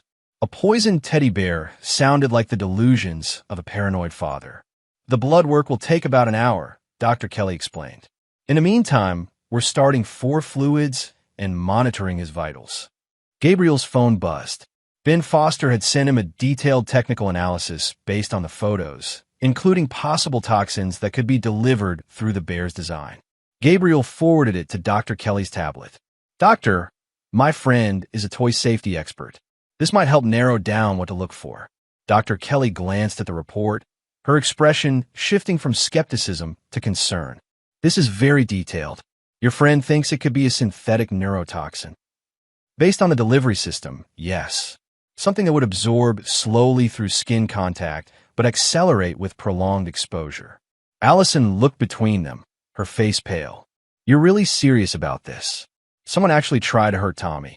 Before Gabriel could answer, his phone rang. The caller ID showed a number he hadn't seen in 3 years, Clarence Lawrence. Gabriel's blood went cold. Clarence had been his partner in military intelligence until Gabriel discovered he was selling classified information to foreign contacts. Gabriel's testimony had put Clarence away for 5 years in federal prison, but that sentence had ended 18 months ago. He declined the call, but it rang again immediately.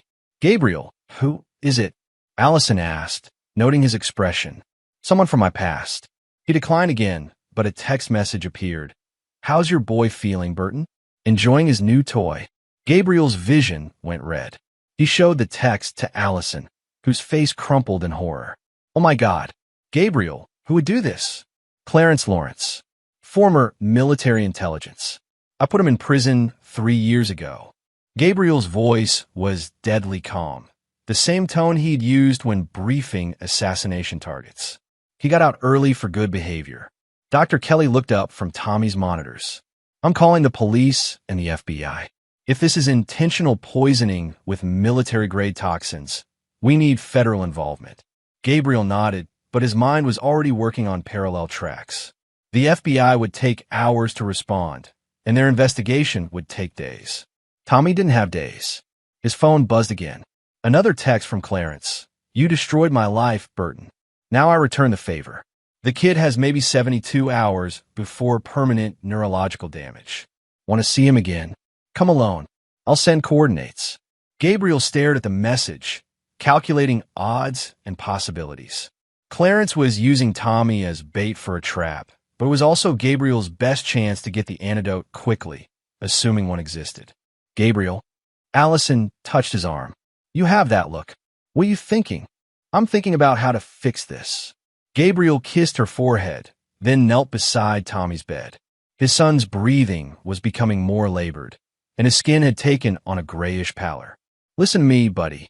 Daddy's going to go get the medicine that will make you better, okay? You stay here with Mommy and the doctors." Tommy nodded weakly, and Gabriel had to look away to maintain his composure. Dr. Kelly pulled Gabriel aside. "The preliminary blood work is showing elevated levels of several concerning compounds. Your friend was right.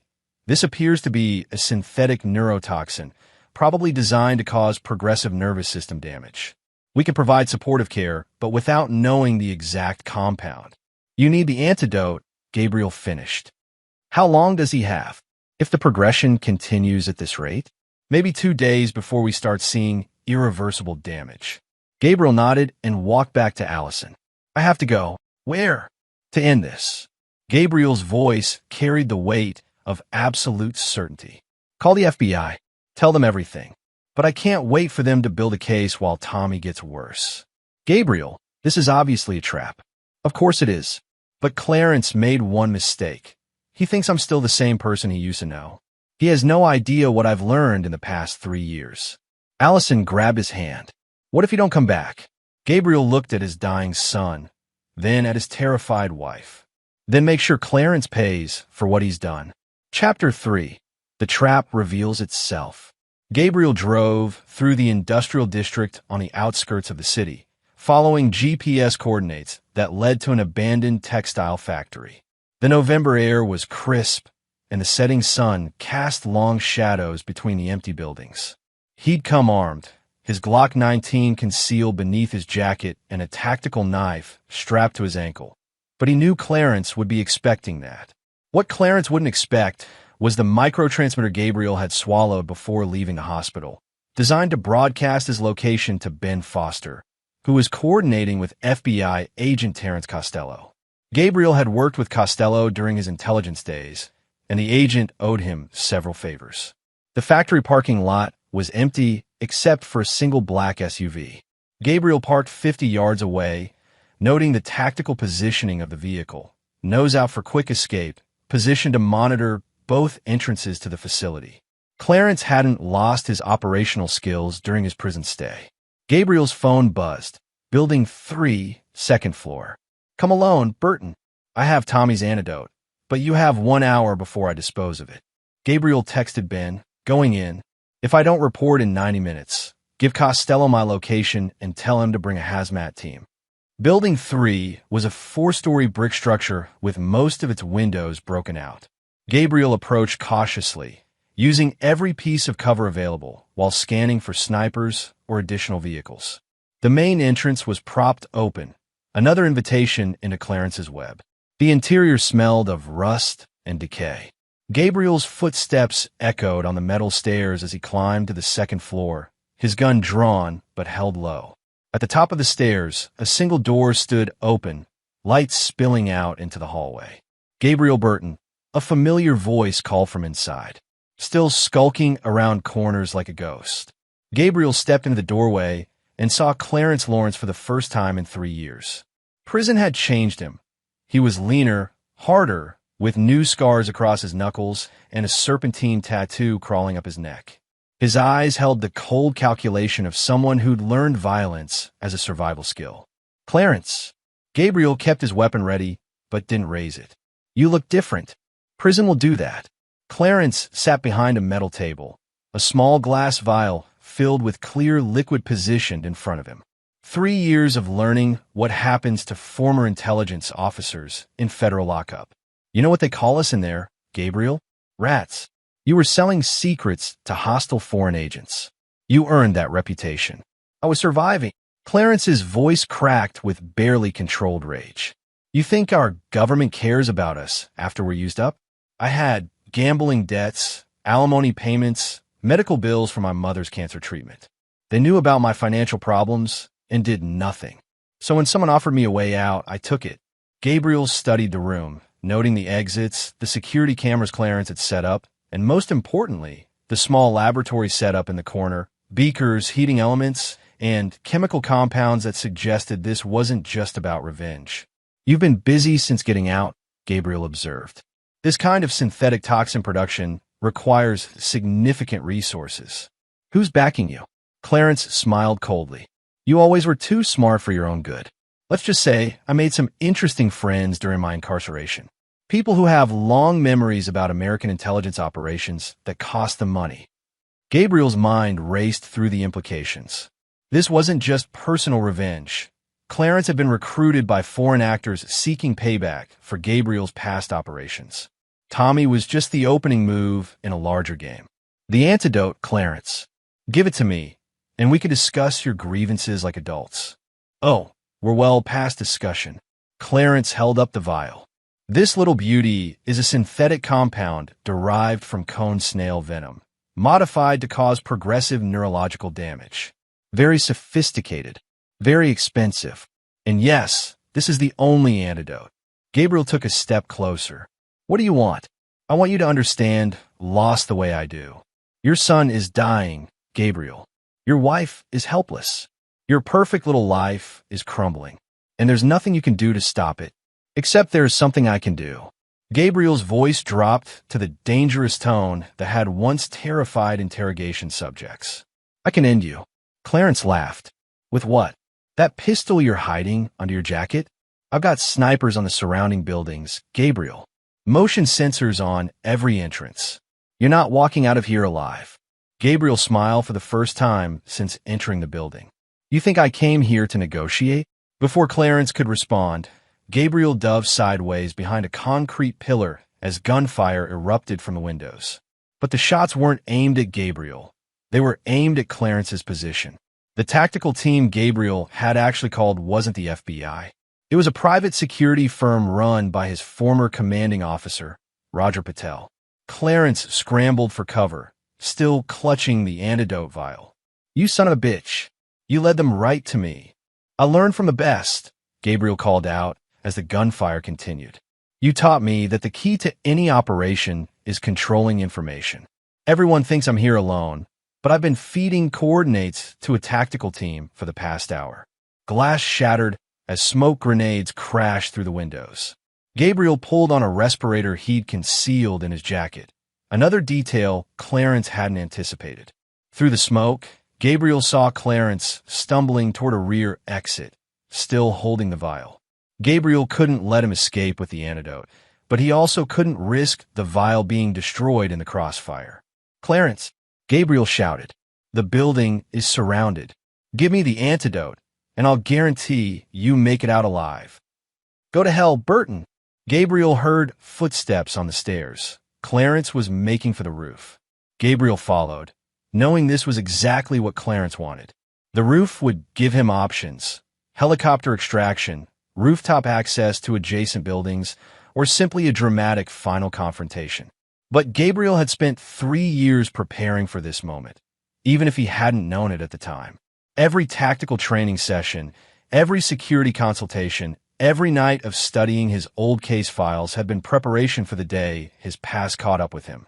The rooftop door burst open, and Clarence emerged into the dying sunlight, the antidote vial still clutched in his hand. Gabriel followed, his weapon trained on Clarence's center mass.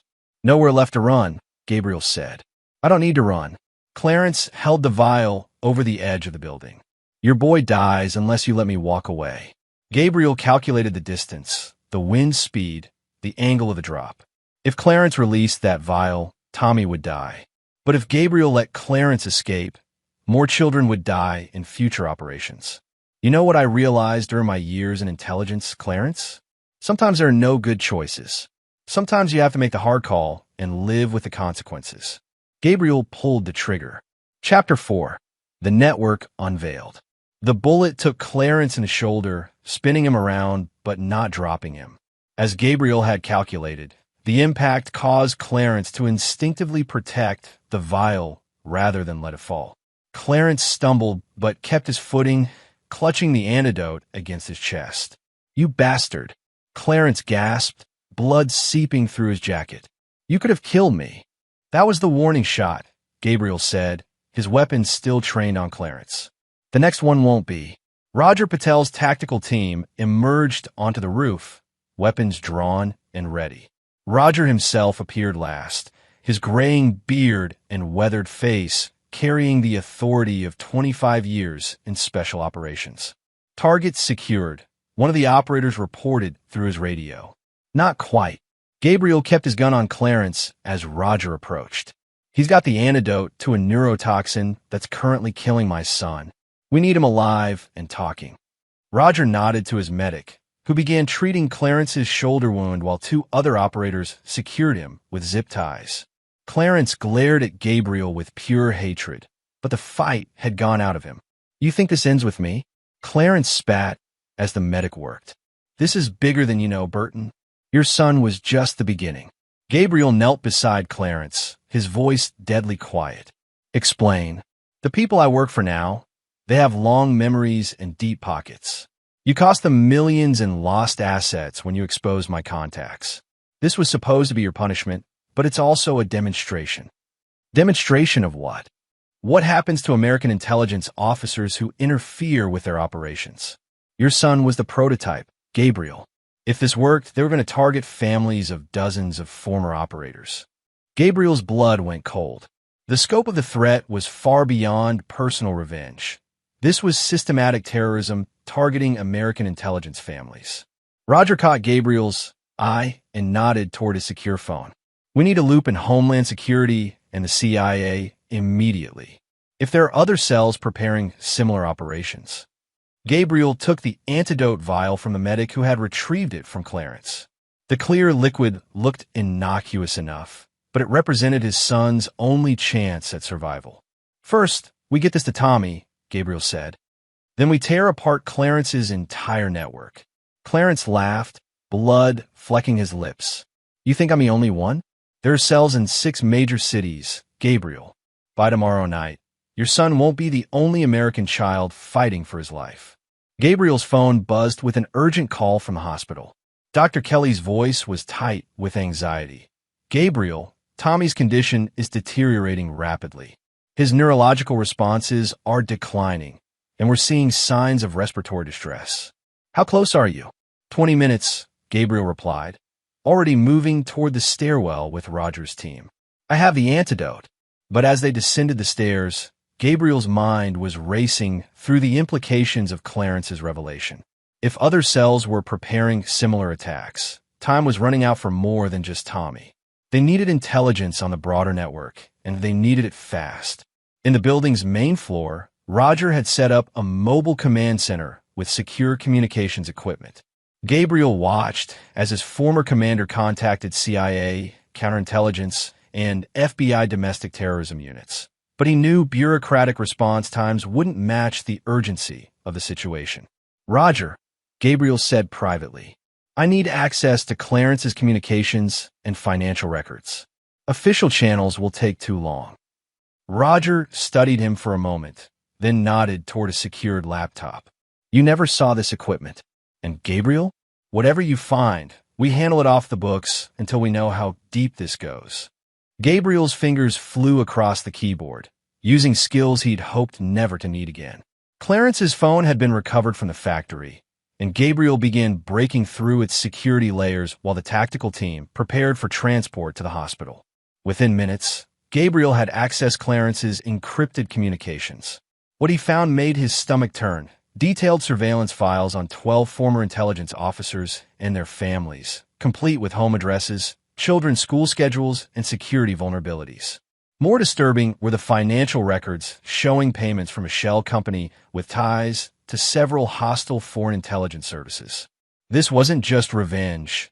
It was a coordinated effort to neutralize American intelligence capabilities by targeting what operators care about most: their families. Gabriel's phone buzzed with another hospital update. Tommy's breathing was becoming increasingly labored, and his heart rate was becoming erratic. They were running out of time.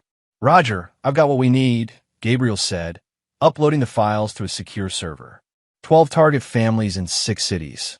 The attacks are scheduled to begin tomorrow. Roger's face was grim as he reviewed the intelligence. "We'll coordinate with federal agencies to protect the families, but Gabriel, this changes everything about your situation. You're not just a victim anymore. You're a primary intelligence asset in a national security investigation." Gabriel understood the implications.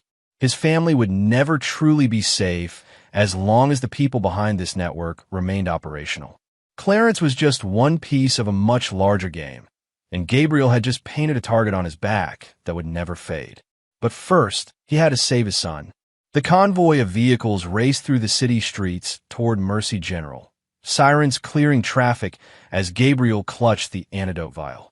In the distance, he could see other tactical teams mobilizing, the machinery of national security finally grinding into motion. Gabriel's phone rang. The caller ID showed a number he didn't recognize, but given the circumstances, he answered. "Mr. Burton?" The voice was heavily accented, possibly Eastern European.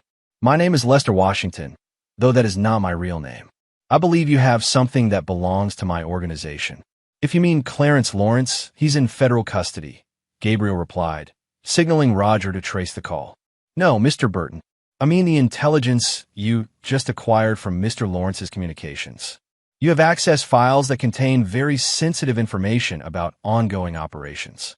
Gabriel's jaw clenched. Operations like poisoning American children. Regrettable but necessary demonstrations. "Your government's intelligence services have cost my organization considerable resources over the years. We are simply balancing the accounts." The hospital came into view, and Gabriel could see Allison waiting in the emergency bay, her face stricken with worry and hope. "Here's what's going to happen," Gabriel said into the phone. "I'm going to save my son. Then I'm going to find you and everyone connected to this network. And when I do, you're going to wish you'd never heard the name Burton." The voice on the other end chuckled coldly. "Mr. Burton, you are one man with a sick child and a frightened wife. We are an organization with resources spanning multiple continents. You are not equipped for this fight." Gabriel ended the call as the convoy screeched to a halt at the hospital entrance. As he ran toward the building, carrying the antidote that would save his son, one thought dominated his mind. They had no idea what they'd just unleashed. Chapter 5. The Race Against Time. The pediatric intensive care unit at Mercy General buzzed with controlled chaos as Gabriel burst through the doors carrying the antidote. Tommy lay motionless on the hospital bed, surrounded by monitors and breathing apparatus, his small body dwarfed by the medical equipment keeping him alive. Dr. Kelly looked up from her charts, relief flooding her face. "You found it. Synthetic cone, snail venom derivative," Gabriel said, handing over the vial. My contact says it's a direct neutralizing agent, but you'll want to verify the compound before administration. We've been running continuous blood analysis since you left, Dr. Kelly replied, already moving toward the laboratory. If this matches our projections for the toxin's molecular structure, we can begin treatment immediately. Gabriel moved to Tommy's bedside where Allison sat holding their son's small hand. Her eyes were red with exhaustion and fear, but when she saw Gabriel, hope flickered across her face. "Is that really going to save him?" she whispered. "It has to." Gabriel kissed her forehead, then gently touched Tommy's cheek. His son's skin was pale and clammy, and his breathing was shallow despite the ventilator assistance. Dr. Kelly returned within minutes, her expression cautiously optimistic. "The compound analysis looks promising. It appears to be designed specifically to counteract the neurotoxin's binding mechanism. But Gabriel, I need to be honest with you. We don't know if there will be lasting effect from the exposure he's already had." Gabriel nodded, understanding the implications. Even if they saved Tommy's life, there might be permanent neurological damage from the hours of toxin exposure. "Do it," Gabriel said. "Start the treatment." As Dr. Kelly prepared the antidote injection, Gabriel's secure phone buzzed with an encrypted message from Roger Patel. "Intel suggests coordinated attacks beginning in 6 hours. Need your expertise on Lawrence's network. Critical." Gabriel showed the message to Allison, who read it with growing alarm. "Other children are in danger," she said quietly. "Yes." Gabriel watched as Dr. Kelly administered the antidote through Tommy's foreline. "The people behind this are targeting intelligence families across the country. Tommy was just the test case." Allison was quiet for a long moment, watching the monitors for any sign of improvement in Tommy's condition. When she spoke, her voice carried a steel Gabriel hadn't heard before. "Then you need to stop them. I can't leave Tommy. Not now." "Gabriel, look at her son." Allison's voice was firm but gentle. "He's fighting for his life, but the doctors know what to do now. Those other children, they don't have antidotes. They don't have parents who can track down the people responsible." Gabriel understood what she was asking, but the thought of leaving Tommy while his condition remained critical felt like abandoning his most important responsibility as a father. "The antidote should begin showing effects within the next hour," Dr. Kelly interjected, having overheard their conversation. "If his response is positive, we'll know he's going to recover. But if there are other children who don't have access to treatment..." Gabriel's phone rang. Roger's voice was urgent. "Gabriel, we've confirmed active surveillance on 3 target families. The attacks are moving faster than we anticipated. How quickly can you get to the command center?"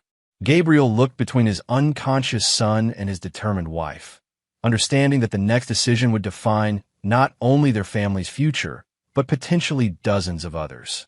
30 minutes, Gabriel told Roger. "But I need real-time updates on Tommy's condition." He turned to Allison. "If anything changes, I'll call immediately," she promised. "Gabriel, these people try to kill our son to get to you. They're going to keep coming unless you stop them permanently." Gabriel kissed Tommy's forehead, whispering a promise that he would be back soon, then headed for the door. As he left the hospital, he could see the first signs of federal response. Unmarked vehicles with government plates, agents in cheap suits try to look inconspicuous, and the subtle signs of a developing security perimeter. But Gabriel knew that official channels would be too slow and too careful. The network behind this attack had demonstrated sophisticated planning and resources. They would have contingencies for federal investigation, escape routes, and probably plans to accelerate their timeline if they felt pressured. Gabriel needed to think and act like the intelligence officer he used to be, not the concerned father he had become. Roger's mobile command center was now set up in an abandoned warehouse across the city, equipped with secure communications, analytical equipment, and a tactical planning area. When Gabriel arrived, he found a room full of familiar faces, former military and intelligence personnel who had worked with Roger over the years. "Status update," Gabriel demanded as he entered. "Mixed news," Roger replied, pointing to a large display screen showing a map of the United States with 12 red dots. "We've managed to make contact with 8 of the target families and have them under protective custody. But 4 families have gone dark. We can't reach them, and local law enforcement reports their homes appear empty.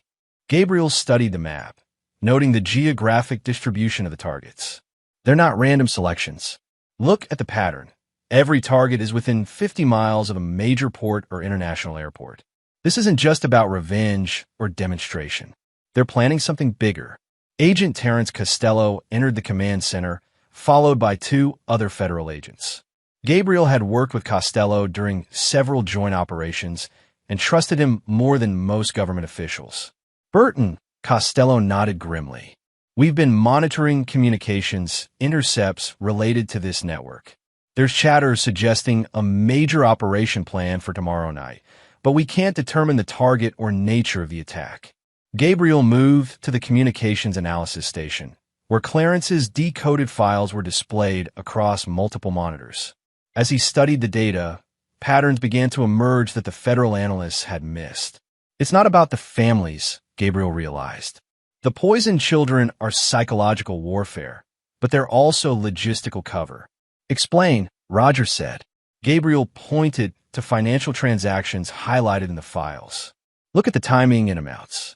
Major payments were made to shipping companies, customs officials, and warehouse facilities in all 12 cities. The family attacks create chaos and draw federal resources away from ports and airports. Costello leaned forward, understanding dawning on his face. They're smuggling something. The children are a distraction from a much larger operation. Weapons, intelligence assets, personnel, could be anything, Gabriel agreed. But whatever it is, it's happening tomorrow night while federal resources are focused on protecting families and investigating the poisoning attacks.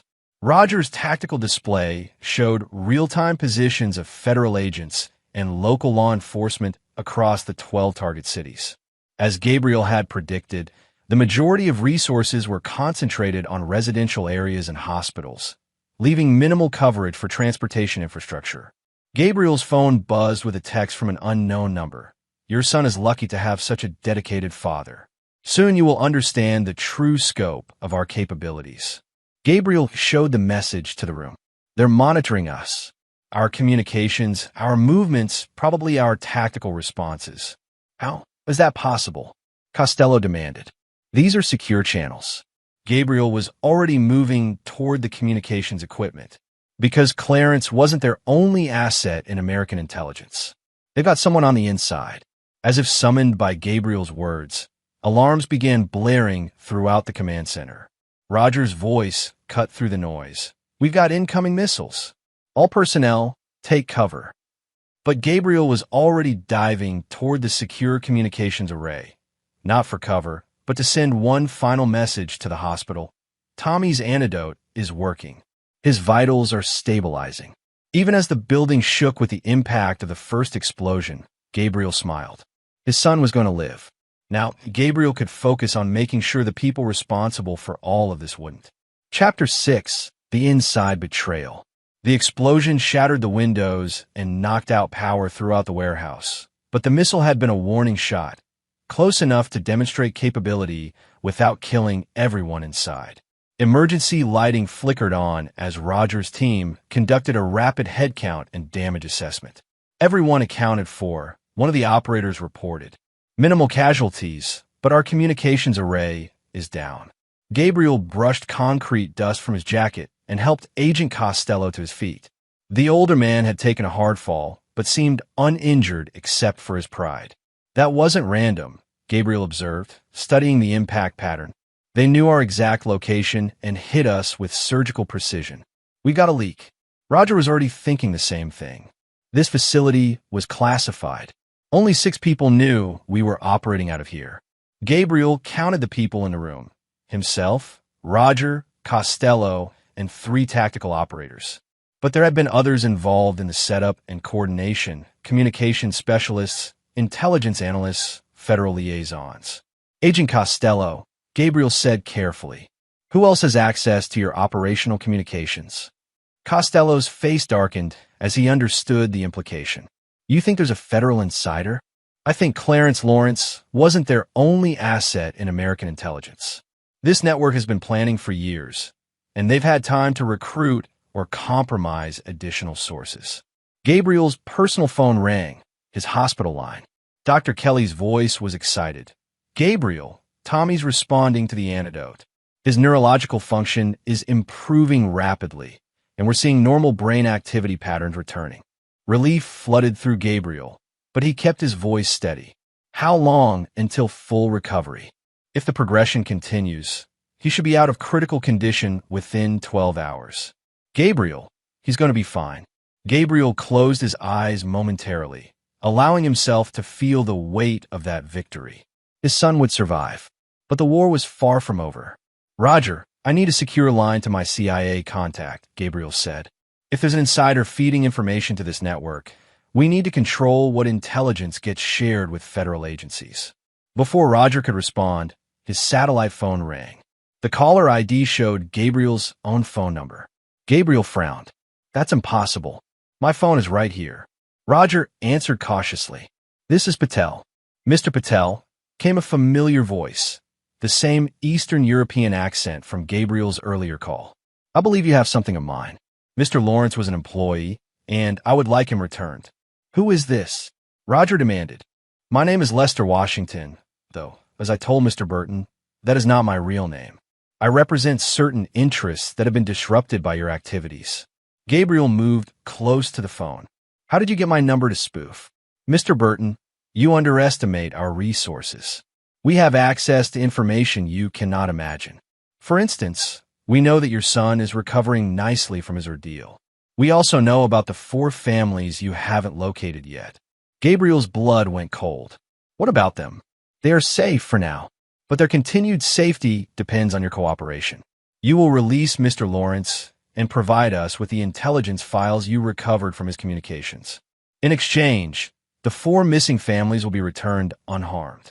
Roger was frantically signaling his communications team to trace the call, but Gabriel knew it was pointless. These people had demonstrated sophisticated technical capabilities along with their operational expertise. What guarantee do we have that you'll honor the exchange? Gabriel asked. You have no guarantees, Mr. Burton, but you do have certainties. If you refuse, the families die. If you attempt to locate them through official channels, they die. If you involve additional federal agencies, they die. The only variable is whether you trust us to honor our agreement. Gabriel looked around the room at the faces of people who had risked their lives to help him save his son. Now he was being asked to potentially sacrifice other families to protect the intelligence that might prevent future attacks. I need proof of life, Gabriel said. Check your email. Gabriel accessed his secure email account and found a video file showing 4 families, including children, bound but apparently unharmed in what looked like a warehouse environment. A timestamp showed the recording was made less than an hour ago. You have until tomorrow at midnight to make the exchange, Lester Washington continued. The location will be provided 6 hours before the deadline. Mr. Burton, do not disappoint me. The consequences would be educational. The line went dead. Roger looked at Gabriel with grim understanding. They've got us in an impossible position. No, Gabriel said, his mind already working through alternatives. They think they've got us in an impossible position, but they made one critical mistake. Agent Costello looked up from his damaged equipment. What's that? Gabriel smiled coldly, the same expression he'd worn during his most successful intelligence operations. They assumed I would play by their rules. Gabriel turned to Roger's tactical team. I need everything you have on warehouse and shipping facilities in this metropolitan area. Cross-reference with the financial data from Clarence's files. Gabriel, what are you thinking? Roger asked. I'm thinking that Lester Washington and his organization have been planning this operation for months, maybe years. They've positioned assets, established safe houses, and created escape routes. But they've also created vulnerabilities. Gabriel moved to the intelligence analysis station and began pulling up satellite imagery of the city. They're holding 4 families hostage, which means they need a significant facility with security, utilities, and isolation. They also need to maintain operational security for their primary mission, whatever they're smuggling through the ports tomorrow night. You think you can find them? Costello asked. I think they've already shown me where they are. Gabriel highlighted several locations on the map, where financial transactions from Clarence's files intersected with suitable facilities. The warehouse in this video, I've seen this type of industrial lighting and ceiling configuration before. It's consistent with converted shipping facilities from the 1980s. There are only 6 facilities in this area that match those specifications. Roger was already coordinating reconnaissance of the identified locations. Even if you're right, Gabriel, we can't assault all 6 simultaneously without federal resources. And if there is an insider, any federal involvement tips them off. Gabriel was quiet for a moment, then looked at his phone, showing Tommy's improving condition. His son would live. Other children might not be so lucky if this network continued operating. Then we don't use federal resources, Gabriel said. We handle this ourselves. Gabriel, Agent Costello interrupted. What you're suggesting could be construed as vigilante action. I can't officially sanction. Then don't officially sanction it. Gabriel cut him off. Agent Costello, you've known me for 8 years. When have I ever failed to complete a mission? Costello was quiet for a long moment, then nodded slowly. What do you need? Gabriel looked around the room at the faces of people who had already risked everything to help him. I need 6 hours, tactical equipment, and people willing to trust me one more time. Roger clasped Gabriel's shoulder. You've got it all. Gabriel's phone buzzed with another hospital update. Tommy was asking for his daddy. The antidote had worked completely. His son would make a full recovery. Now it was time to make sure no other families would have to endure what they'd been through. Chapter 7. The Counterattack. Gabriel stood in the pre-dawn darkness outside Warehouse Complex 7, watching through night vision scopes as Roger's reconnaissance team confirmed the target. The converted shipping facility matched every detail from the hostage video, and thermal imaging showed approximately 15 heat signatures inside, 4 family groups clustered in one area, and multiple guards positioned throughout the building. Confirmed, Roger's voice crackled through Gabriel's earpiece. 4 families, looks like 8 adults and 6 children. Security detail of 7 hostiles, plus at least 2 more in overwatch positions. Gabriel checked his equipment one final time. Tactical body armor, suppressed pistol, breaching charges, and communications gear. This wasn't the kind of operation he'd planned to run again after leaving intelligence work, but Lester Washington's network had made it personal when they targeted Tommy. Remember, Gabriel said to the 5-man team assembled around him, our primary objective is hostage rescue. Intelligence gathering is secondary, and prisoner capture is lowest priority. These people tried to murder children. We're not taking unnecessary risks to preserve their lives. Agent Costello's voice came through the secure channel from his mobile coordination center. Gabriel, we've intercepted communications suggesting accelerated timeline for whatever operation is planned at the ports. You may have less time than anticipated. Understood. Initiating assault in 60 seconds. Gabriel's team moved into position around the warehouse perimeter. The building was isolated in an industrial district, surrounded by empty lots and abandoned structures. Perfect for a clandestine operation, but also ideal for a tactical assault without civilian casualties. Breacher, you're clear, Gabriel whispered into his radio. The explosive charge on the main entrance detonated with a muffled thump, immediately followed by flashbang grenades through the windows. Gabriel and his team flowed through the breach points with practiced precision, moving through the warehouse like ghosts. The first guard went down to Gabriel's suppressed pistol before he could raise an alarm. The second guard was eliminated by Roger's sniper from an elevated position. Within 90 seconds, Gabriel's team had neutralized 6 of the 7 security personnel and was moving toward the hostage area. Families located, one of the operators reported. They appear unharmed, but restrained.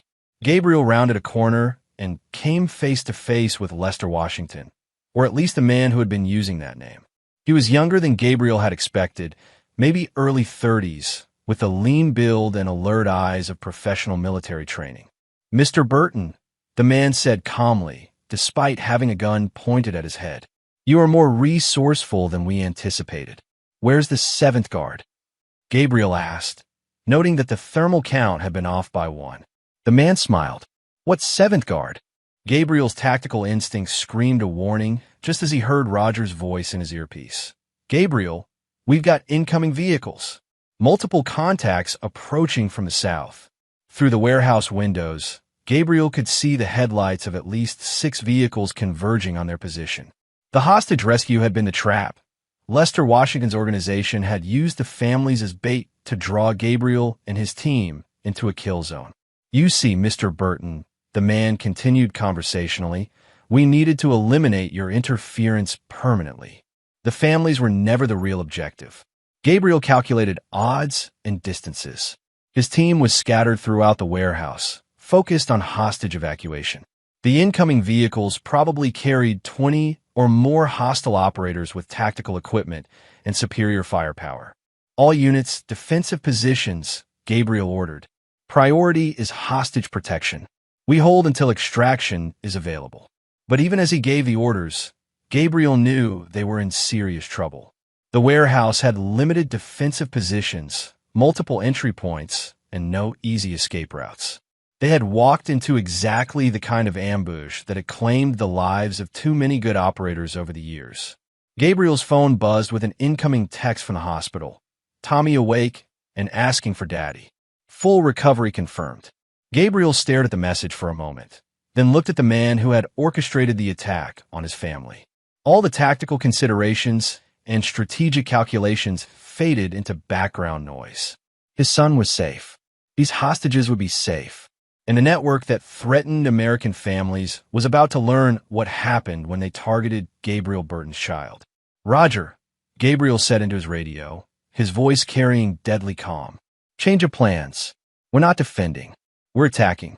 Gabriel shot Lester Washington through the knee, dropping him but keeping him alive for interrogation. Then he turned toward the approaching vehicles and began moving through the warehouse like a man with nothing left to lose. The first vehicle to reach the warehouse entrance met Gabriel's breaching charge head-on. The explosion flipped the SUV and blocked the main entrance, forcing the remaining vehicles to disperse around the building's perimeter. Gabriel moved through the warehouse systematically, using every piece of cover and concealment while picking off hostile operators one by one. His years of intelligence training had prepared him for exactly this kind of asymmetric combat. Outnumbered, surrounded, but fighting on his own terms in an environment he controlled. Gabriel, Roger's voice carried concern. Your position is being overrun. We need to extract now. Negative, Gabriel replied, reloading his pistol while crouched behind industrial machinery. These people try to kill my son. They threatened 12 families. They're not walking away from this. Gabriel heard footsteps approaching his position and prepared for the next engagement. But instead of hostile operators, he saw one of the rescued children, a girl, maybe 8 years old, peeking around a corner. It's okay, Gabriel said gently. Your family is safe. Stay with the other families until my friends come to get you. The child nodded and disappeared back toward the secure area where Roger's team was protecting hostages. Gabriel felt a moment of clarity watching her go. This wasn't about revenge anymore. It was about ensuring that no other children would have to experience what Tommy had gone through. Gabriel's phone rang. Agent Costello's voice was urgent. Gabriel, we've identified the port operation. They're smuggling weapons-grade plutonium through 3 separate shipping facilities. If this material reaches its intended targets, we're looking at potential dirty bomb attacks in major population centers. Gabriel absorbed this information while engaging 2 more hostile operators. The scope of the threat was even larger than they'd realized. The poisoned children had been a distraction from weapons of mass destruction smuggling. How much time do we have? Gabriel asked. The shipments are moving tonight. If they leave the ports, we may never recover them. Gabriel looked around the warehouse at the tactical situation. His team was secure with the hostages. The majority of hostile operators had been neutralized, and Lester Washington was wounded but alive for interrogation. The immediate threat was contained. But the larger threat, the network's primary operation, was still active. Gabriel had to make a choice: continue the tactical engagement here or shift focus to the weapons smuggling. Roger, Gabriel called. Can your team handle extraction and cleanup here? Affirmative. Where are you going? Gabriel was already moving toward the warehouse exit, checking his ammunition and communications equipment. To finish this, Chapter 8, The Port Assault. Gabriel's phone showed 11:47 p.m. as he approached the port of Long Beach in a commandeered motorcycle, racing against the midnight departure of 3 cargo ships carrying weapons-grade plutonium. Agent Costello's intelligence had identified the vessels and their berths, but federal agencies were still hours away from coordinating a response. Gabriel couldn't wait for official authorization. The radioactive material aboard those ships represented the potential for mass casualties that dwarfed even the poison children attacks. Every minute of delay increased the likelihood that the shipments would reach international waters and disappear into the global black market. His earpiece crackled with Roger's voice. Hostage extraction complete. Lester Washington is in federal custody and talking. Gabriel, the scope of this network is massive. Cells in 12 countries, funding from multiple hostile governments, and operational plans targeting American infrastructure for the next 5 years. Gabriel parked the motorcycle in the shadows of Warehouse District 9 and surveyed the port facility through night vision binoculars. The 3 target ships were positioned at adjacent berths, with cargo loading operations continuing under floodlights. Security was heavy but focused outward. They weren't expecting a single-person assault from inside the port perimeter. Roger, I need real-time intelligence on the plutonium containers. Location, security, and any protective measures. According to Washington's intel, the material is divided among 12 shipping containers across the 3 vessels. Each container is rigged with conventional explosives designed to disperse the radioactive material if tampered with improperly. Gabriel absorbed this information while studying the loading patterns. The containers were being moved by crane from the dock to the ship holds, creating brief windows of vulnerability during transfer.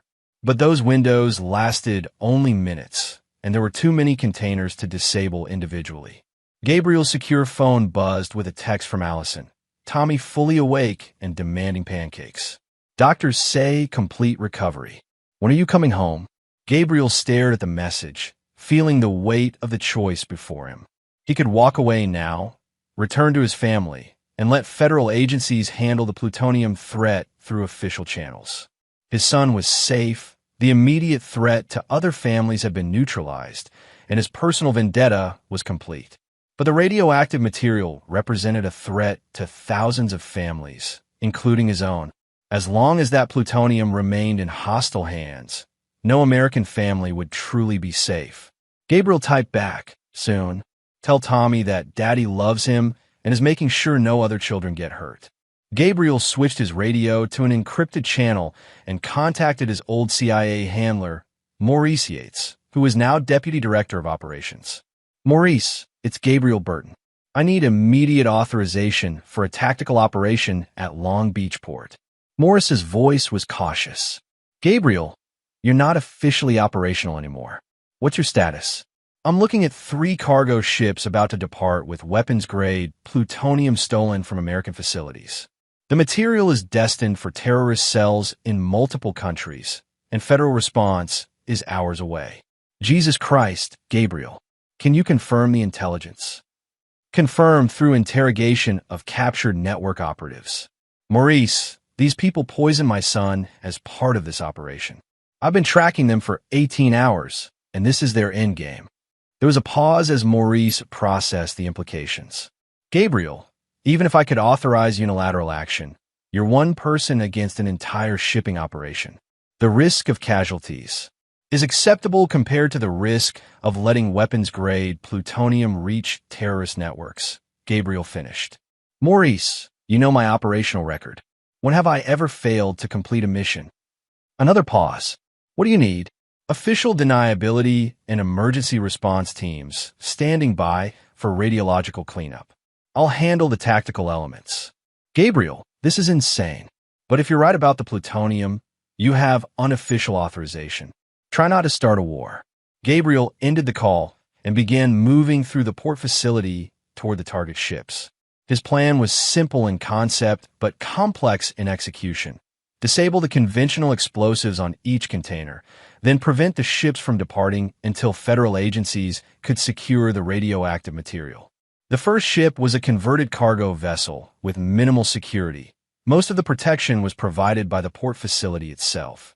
Gabriel eliminated 2 guards silently and made his way to the container holds. Using technical skills learned during his intelligence years, he began disabling the explosive devices attached to 4 plutonium containers.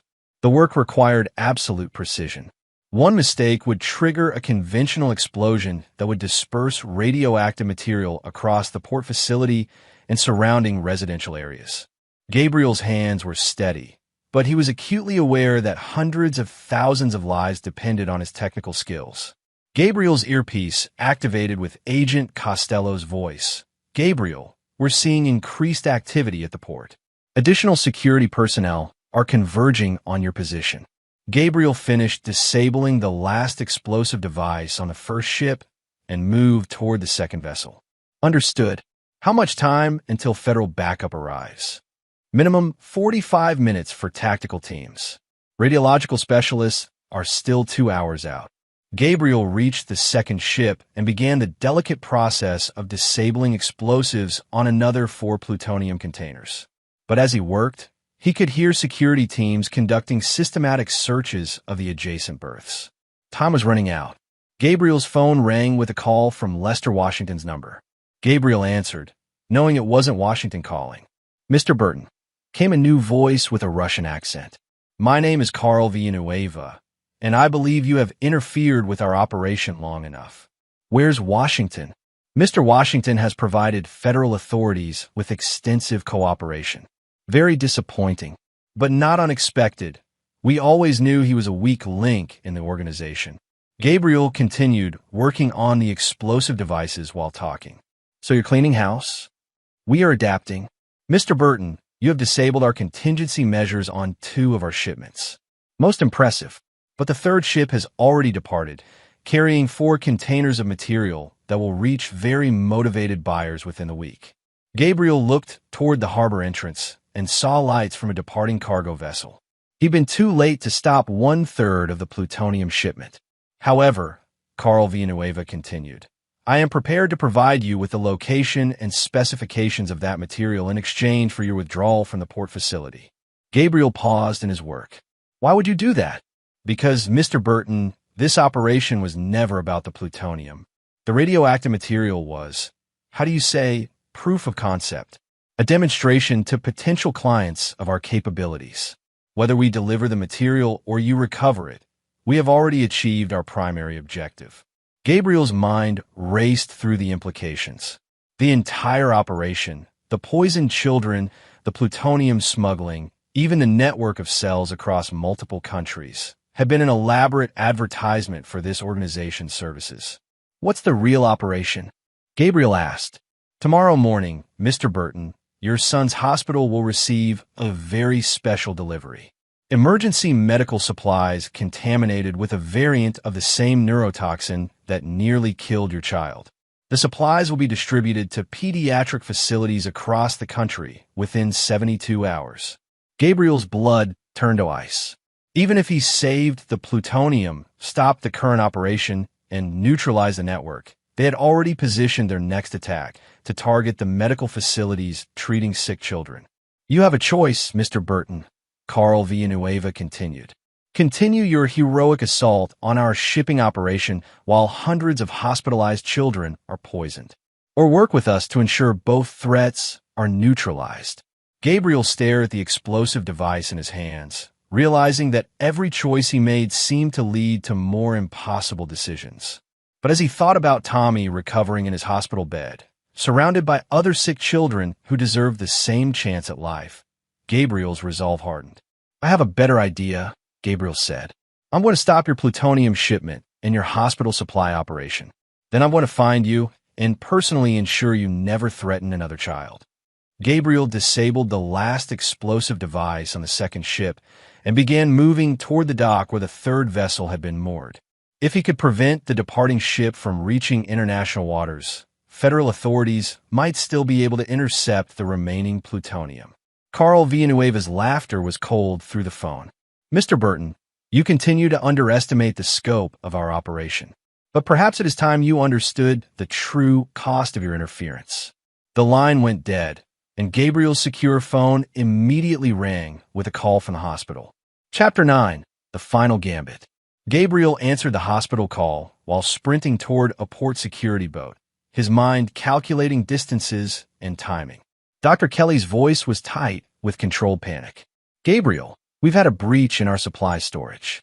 Someone accessed our emergency medical supply room and contaminated several packages with an unknown substance. We've locked down the pediatric ward, but Tommy and 6 other children may have been exposed. Gabriel's world narrowed to a single point of focus. Carl Villanueva had played his final card, striking directly at the children Gabriel was trying to protect. The plutonium shipment suddenly became secondary to the immediate threat to his son and other hospitalized children. Dr. Kelly, isolate everyone who had contact with those supplies and begin the same treatment protocol we used for Tommy's original poisoning. The antidote compound should be effective against variant toxins. Gabriel reached the port security boat and began hot-wiring the ignition system. Through his earpiece, he could hear Roger coordinating federal response teams, but everyone was reacting to multiple simultaneous threats, exactly what Carl Villanueva had intended. Gabriel, Agent Costello's voice crackled through static. The departing cargo vessel is 12 miles out and accelerating toward international waters. Coast Guard cutters are moving to intercept, but they're 40 minutes behind. Gabriel got the boat engine started and began racing through the harbor toward open ocean. The security boat wasn't designed for high-speed pursuit, but it was faster than the heavily loaded cargo vessel carrying the plutonium. His phone buzzed with a text from Allison. Tommy is okay. New antidote working.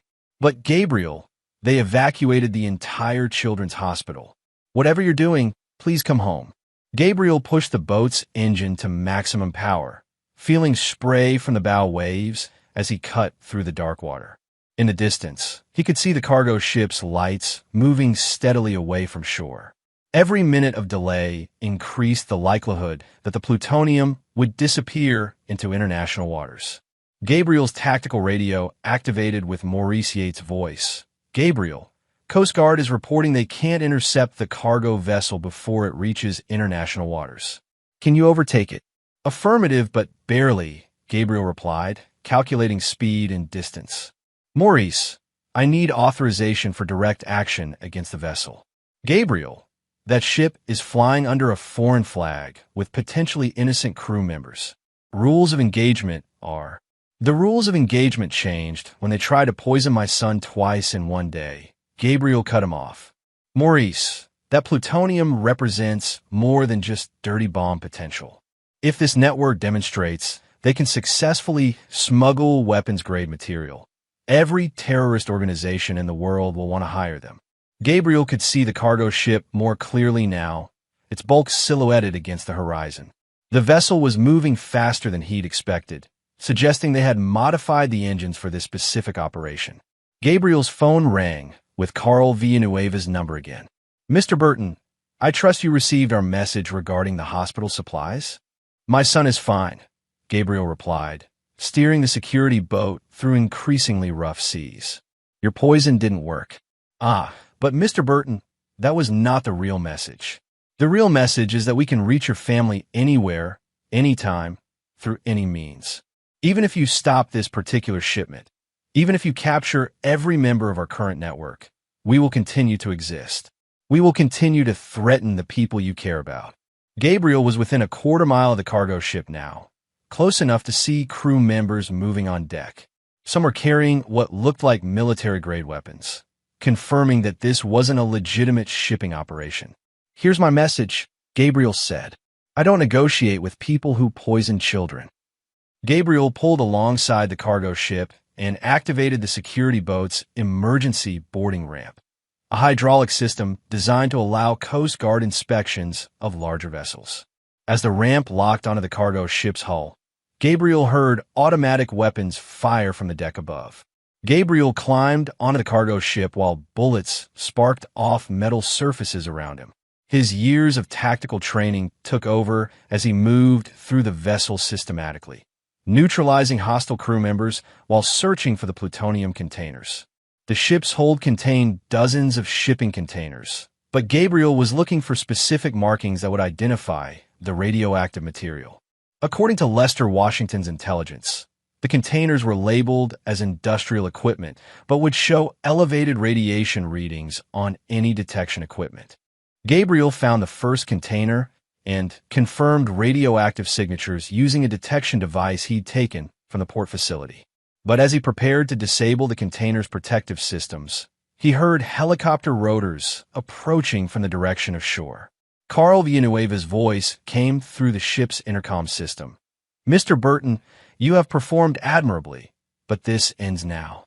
The helicopter approaching your position carries sufficient explosives to sink this vessel and disperse the radioactive material across several square miles of ocean. Your choice is simple. Abandon the ship immediately or die with it." Gabriel looked up through a porthole and saw the helicopter hovering overhead. Its cargo bay doors open to reveal what looked like depth charges or similar explosive devices.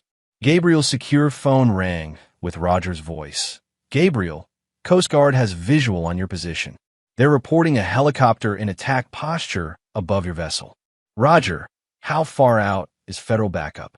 20 minutes for Coast Guard cutters, but Gabriel, if that helicopter drops explosives on a ship carrying plutonium. Gabriel understood the implications. The resulting contamination would affect shipping lanes, fishing areas, and potentially coastal populations. Carl Villanueva was forcing Gabriel to choose between recovering the plutonium and preventing an environmental disaster. But Gabriel had learned something during his years in intelligence.